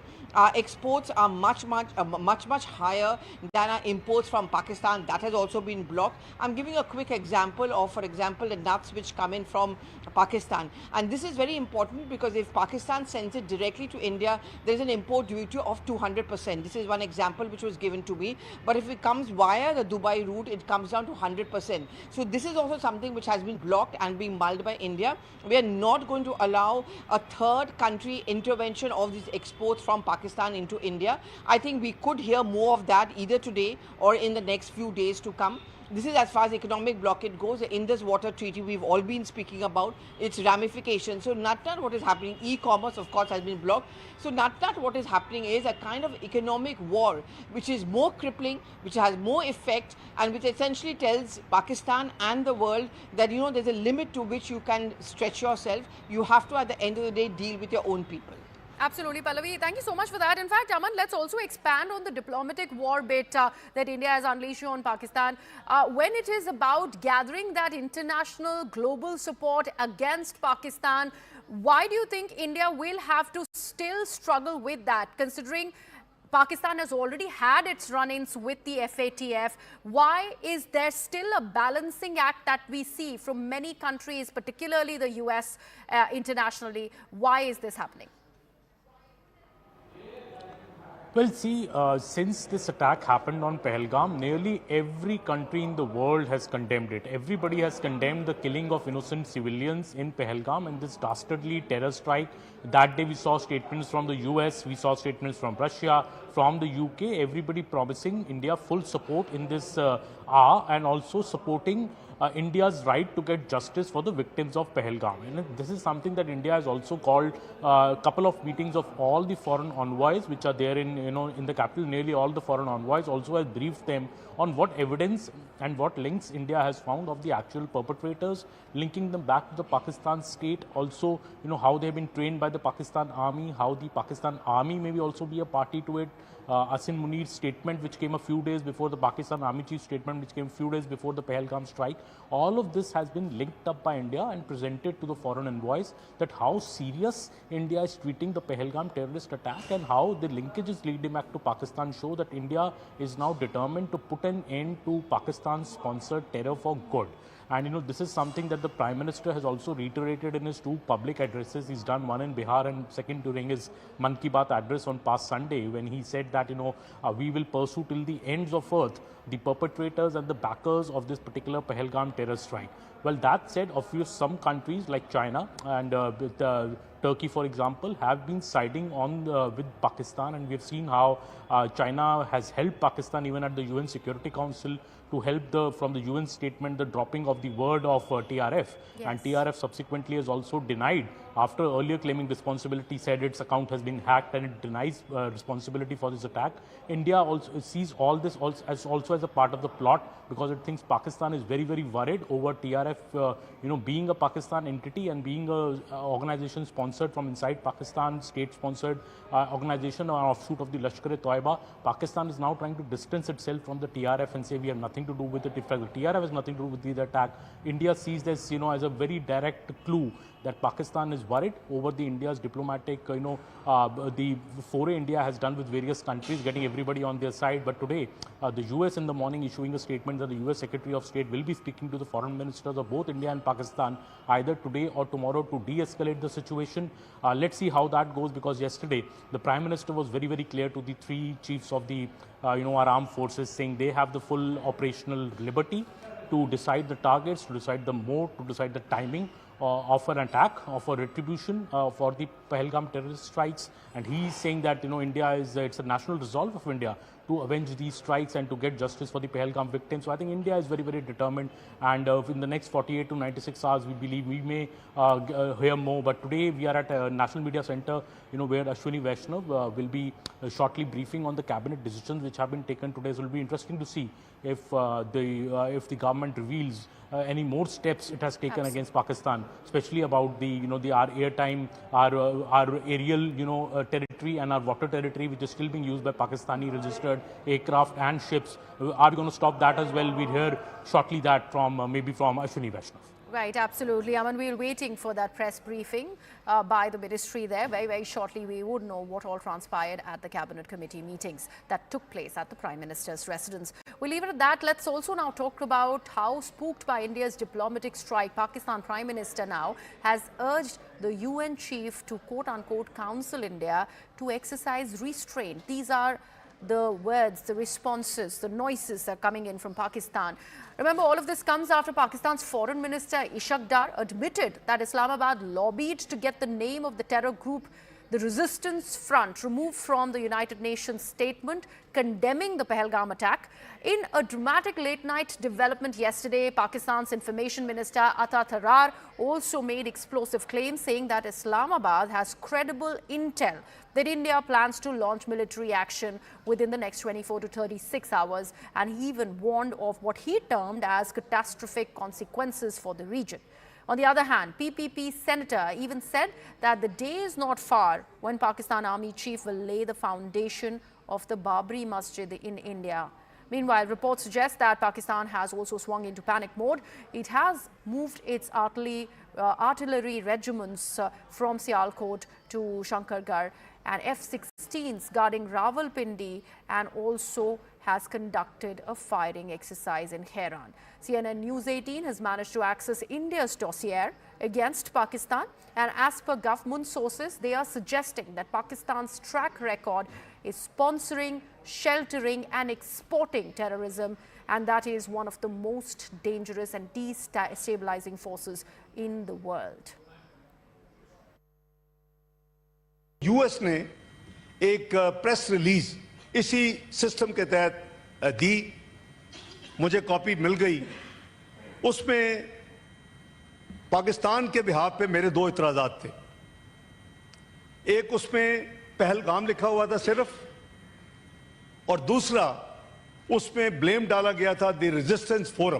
Pahalgam के साथ आपको लिखना पड़ेगा Jammu and Kashmir. वो कहते हैं आप पे ब्लेम आएगा, प्रेस रिलीज नहीं हुई, इतना बड़ा वाकया हुआ, आपके जावर एक्सप्रेस भी ये आई थी, कंडेमनेशन की, टेररिस्ट एक्टिविटी को कंडेम किया गया था। मैंने कहा we are ready, but please you have to put in Jammu and Kashmir and have to delete this TRF. Pakistan has credible intelligence that India intends carrying out military action against Pakistan in the next 24 to 36 hours. Rather than pursuing the path of reason, India has apparently decided to tread the dangerous path of irrationality and confrontation, which will have catastrophic consequences for the complete region and beyond. वो वक्त दूर नहीं है कि जब बाबरी मस्जिद की पहली ईंट उसकी बुनियाद में पिंडी से एक आम सिपाही लगाएगा और उसमें पहली अजान पाकिस्तान का सिपह सलार आसिम मुनीर देगा। Quite a communal rant there coming in from Pakistan. Now, CNN News 18 has managed to access Indian government's Pak terror trail dossier, and here's what it refers to. The first claim that the dossier makes is that Pakistan sponsors, shelters or exports terrorists from its soil, and that's what is the key aspect of this. Then also we are learning that Pakistan's soil is used as launchpad for cross-border terrorism, something that we saw as an example in Pahalgam on the 22nd of April. We also are learning that in 2018, Nawaz Sharif had admitted, and this is, remember, the former Prime Minister of Pakistan, where he'd suggested that Pakistan played a role in the 2008 Mumbai terror attacks that were orchestrated by Lashkar terrorists. Next thing that we are learning, of course, is that the former Pakistan President Pervez Musharraf had also conceded that his forces trained militant groups to fight India in Indian-administered Kashmir. This was the claim that came in from Pakistan side, and that's why the reference of the term Indian-administered Kashmir. He also confessed that the government turned a blind eye because it wanted to force India to enter into negotiations as well as raise the issue internationally. The next thing that we are learning after this big admission, 2025, and this is the recent one that came in from the Pakistan Defence Minister, major admission just a few days ago, where Khwaja Mohammad Asif, he claimed and admitted that the country supported terrorist groups for more than 3 decades, calling it a mistake tied to US-led foreign policy decisions. These are the things that are part of that dossier, where India is pointedly attacking Pakistan and claiming how it is being very, very supportive and also a breeding ground for terrorists. Let me take this across to my colleague Siddhant Mishra, who is now with us on the broadcast. Siddhant, this tells all. And there is no way that Pakistan can deny these claims, although it's trying. Seem to have lost that link with my colleague Siddhant, but this is what this terror document, this India dossier really is speaking of. The first thing, of course, it's underlining is how Pakistan not just sponsors terrorists, it gives it a breeding ground, it also exports terrorism from across the border. And that is what we saw happen, that bloodbath that was unleashed in Pahalgam on the 22nd of April. The next thing that it goes on to state, and this is the official accounts that have come in by way of the former Prime Minister, also the former President of Pakistan, in their own admission, they have in fact really said in as many words that they had a role to play in the various terror attacks that have happened in India. Then further, the last point that was made on that dossier was also that open admission that came in from the current Defence Minister, Khwaja Asif of Pakistan, where they have in as many words claimed that Pakistan has been aiding and abetting terrorists for the last 3 decades. Siddhant is back with us on the broadcast. Yes, Siddhant, do go ahead, please. Well, look, this is perhaps compilation of what where Pakistan and Pakistan-backed terror groups have been involved in as far as terror attacks are concerned. So, from London bombings to attacks in Moscow, by funding a Haqqani network in Afghanistan, to creating terror groups in Bangladesh, perhaps training Rohingyas in Bangladesh. ISI and Pak army has been involved everywhere. And perhaps, they are still in FATF grey list. And in fact, there have been several reports of CIA which were later declassified. And in those reports, one could easily understand that even US very well knows about the dirty games that Pakistan's army, Pakistan's ISI plays as far as terror networks across the world are concerned. So, the global support that India is receiving definitely has to do with the geopolitical clout of India, but also has to do with world understanding the real character of Pakistan. Perhaps now Pakistan stands exposed. In the early 90s, Pakistan was seen as a country which could be used by the Western powers to fight against the Soviet power in Afghanistan. Perhaps in early 2000, when War on Terror was launched, then again Pakistan got mileage and continued with its terror activities under the garb of War on Terror. But now, since all these the fight against Soviets, the War on Terror, all have come to an end. So now even those who used to back, perhaps section of people, the group of people in the Western country, those who used to back Pakistan, have no reason to back. We are talking about how India is planning on diplomatically striking Pakistan. The first step, of course, came in as there was an announcement right after the Pahalgam terror attack of the suspension of the Indus Waters Treaty. So India has thrown down the gauntlet before Islamabad by putting the Indus Waters Treaty of 1960 on hold. Now CNN News 18 has managed to access the pictures that show the impact of India's diplomatic move.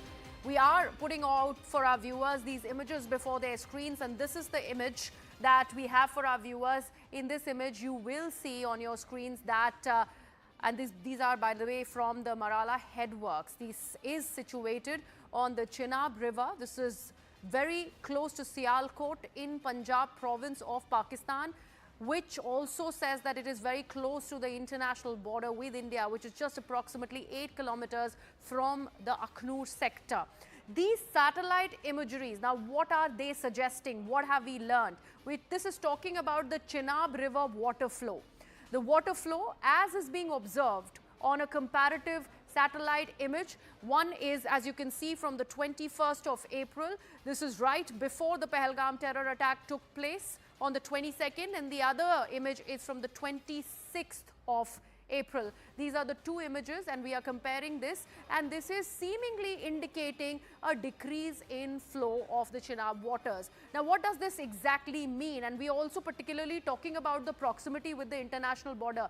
It means that the upstream actions in India can quickly affect downstream water availability in Pakistan. The Chenab, remember, originates in Himachal Pradesh in India. It is formed by the confluence of the Chandra and the Bhaga rivers, as has been seen.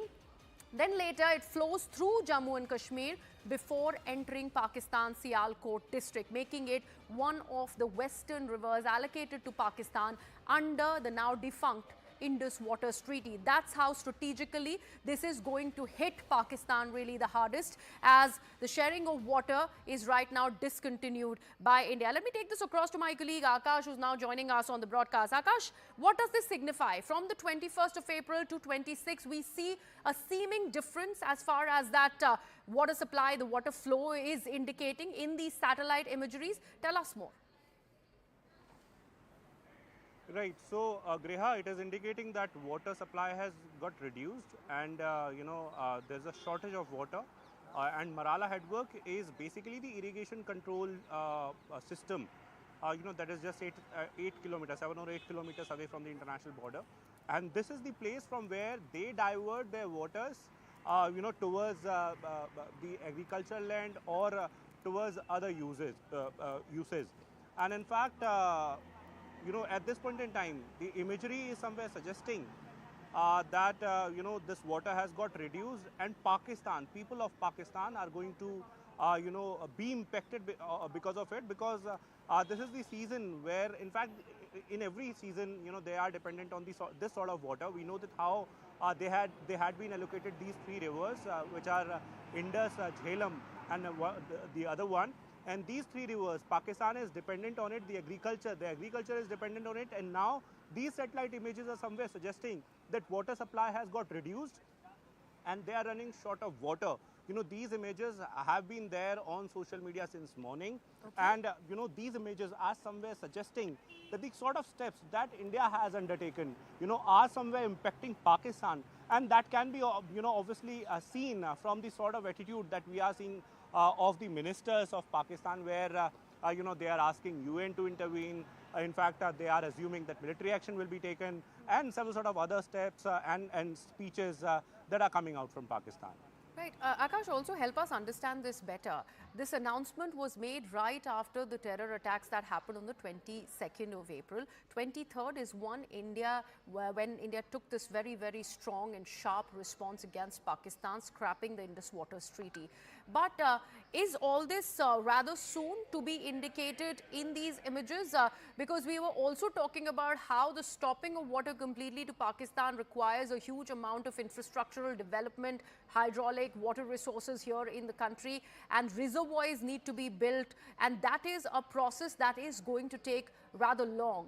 So how does this really explain the point that here we are trying to make? So this is a long-term plan, Griha. This is a long-term plan where we are, you know, planning, if at all we are planning to stop the water, we'll have to create extra reservoirs, extra dams, or we'll have to divert the water. But in current situation,